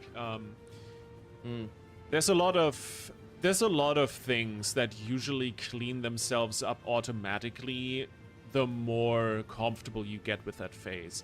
You know where you can send like a minor def CD instead of like kitchen sinking something, because you can minor CD with like some big shields or something through a tank buster, and those are the adjustments you make over time when you figure out how you actually want to go about things. And that's just really, I feel like, what is missing for this phase at the moment, that the tanks figure out. I think at the start of the shift we were talking about they need to figure out where they even need to be with these bosses. So for example, that the team can dodge the Chaos half-room cleave, which they are doing pretty well at the moment. So from here on out, it's just finalizing what's the actual rotation of defensives, what do we actually need, can we cheese something, do we need big shields, etc, etc. It's a lot of figuring out and a lot of just get the pulse in and execute clean. And once again, we talked about it earlier, the reoccurring theme of you need to play it perfect. Because if you're not playing it perfect, you're not winning. And that's what's missing at the moment. I guess then, with that in mind as well, we ought to be talking about what else we could be potentially blasting our way through. And that's namely that donation little incentive we set forward, because there's an anonymous donation, Lithy, saying, please look up some good contouring videos in preparation. We also got to make their eyebrows pop for $100. Guys, you know, we've still got a little ways to go. Still, but you got time to make it happen. But the contouring videos will happen. Just saying, Lithy's put this on the line. We've got to make about $2,000 2.2 or so in the next 5 to 10 minutes, but it can happen. Come on, guys. For the contoured eyebrows. I mean, to be fair, I already put the clown makeup on the line yesterday. The clown makeup is happening. It's just the additional content of watching me suffer through the entire thing while trying to get it right. That's going to be the entertaining part. Let's see. You know what's on the line, guys? Make it happen. We are now kind of getting into another P3 set here from Banana Codex as well, kind of dealing with all of those tailwind, headwind shenanigans that have kind of felt like have been somewhat solved. This hasn't been so much of the sticking point anymore, Revan. It's the bits that come after. All of those soaks that need to be required with Big Kefka and trying to get those healing orders right. And as Lithy was saying as well, dealing with the tank busters that have been so nasty. Yeah, they did the final win bit correctly. They look like they know where they're going. I don't see anybody panicking getting into position for this. They had one guy go down, the tank. Immediate res, coming back up. There's a lot of damage on this tank right now. Yeah, he wasn't able to do the tank buster, unfortunately. And then that's going to be unlucky. A big yikes there. They're still going to try and get people up to see more of the fight. They should be able to zombie into the next bit of mechanics. They're missing a res on the Red Mage. Okay, it's coming out now. There's the next tank buster immediately killing off the Dark Knight. Now everyone's going down to 1 HP. Yes, they can start resing again, but how much can you realistically do in this situation? It's going to be very, very tough to stay alive here. We're half a bar away from LB3. I think that is the big hope right now, that they can stay alive long enough to get that LB3 rolling. But considering they just all got absolutely deleted, the chances of that happening are pretty slim. Yeah, it's not looking particularly great right here, is it? They got that one member and they'll call that wipe there as well. And with that in mind as well, guys, we probably ought to start thinking a little bit here about doing some of those ending moments. Lithy, considering how awesome you are, do you want to give us a bit of a heads about where people can find you, what you'd be doing, why people should be following and watching your work wherever you may be?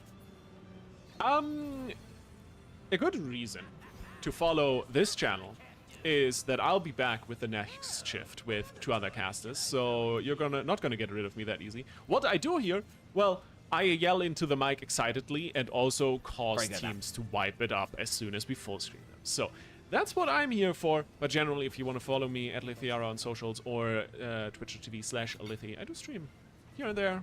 Just do some raiding content, just have some fun, talk about video games and game design and all sorts of things. And yeah, that's what we do. Awesome. Well, I'll turn to my other side, specifically over to Revan. Revan, your opportunity to plug yourself. Why you cool? You've been on a very long shift yourself.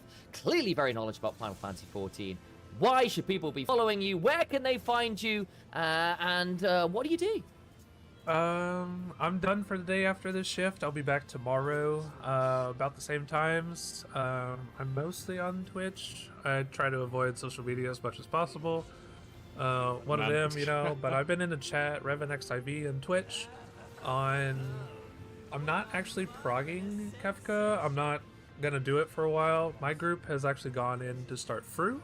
We do Fru on Mondays and Wednesdays. We were in there last night, hit a new prog point. And then on Sundays and Tuesdays, I actually raid in Guild Wars 2. So if you're interested in that game or anything Final Fantasy, mostly Fru right now, you can find me there and then in the evening times.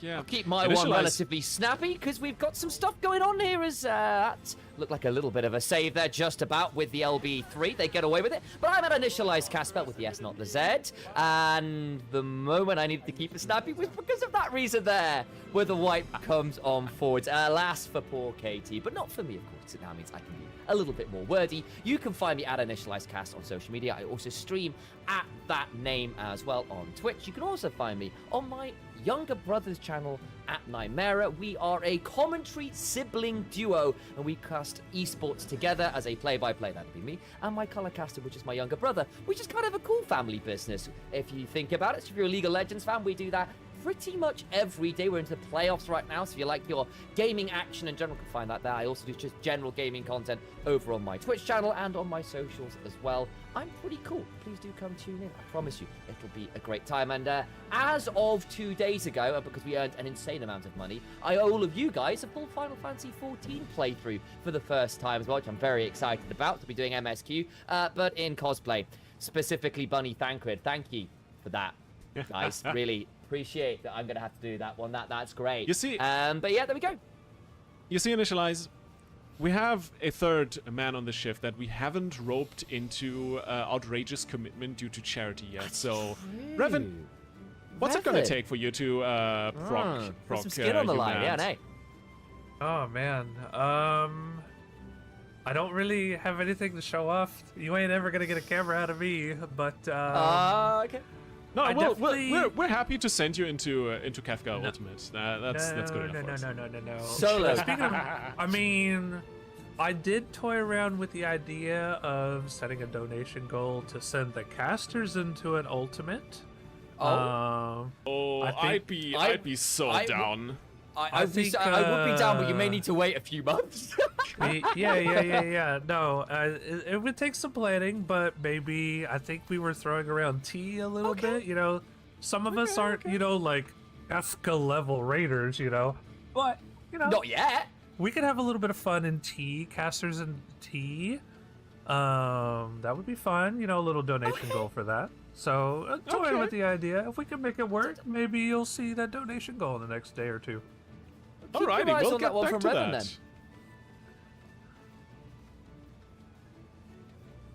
Oh, I don't know whether chat could hear that, but if you couldn't, Varen, our producer, was just offering to teach people tea because she's speed teachers. Just particularly cool. With that though, guys, we are going to wrap it up before we hand over to the next shift, which I believe Lithy will be continuing on with, just with 2 fresh faces. Indeed. Folks, it's been a pleasure. Initialize as ever. Revan, thank you for hanging around. It's been a long shift for you. Lithy, hold on. Still a little bit of time to go, but we'll cut to a quick break, and when we come back, the action will continue.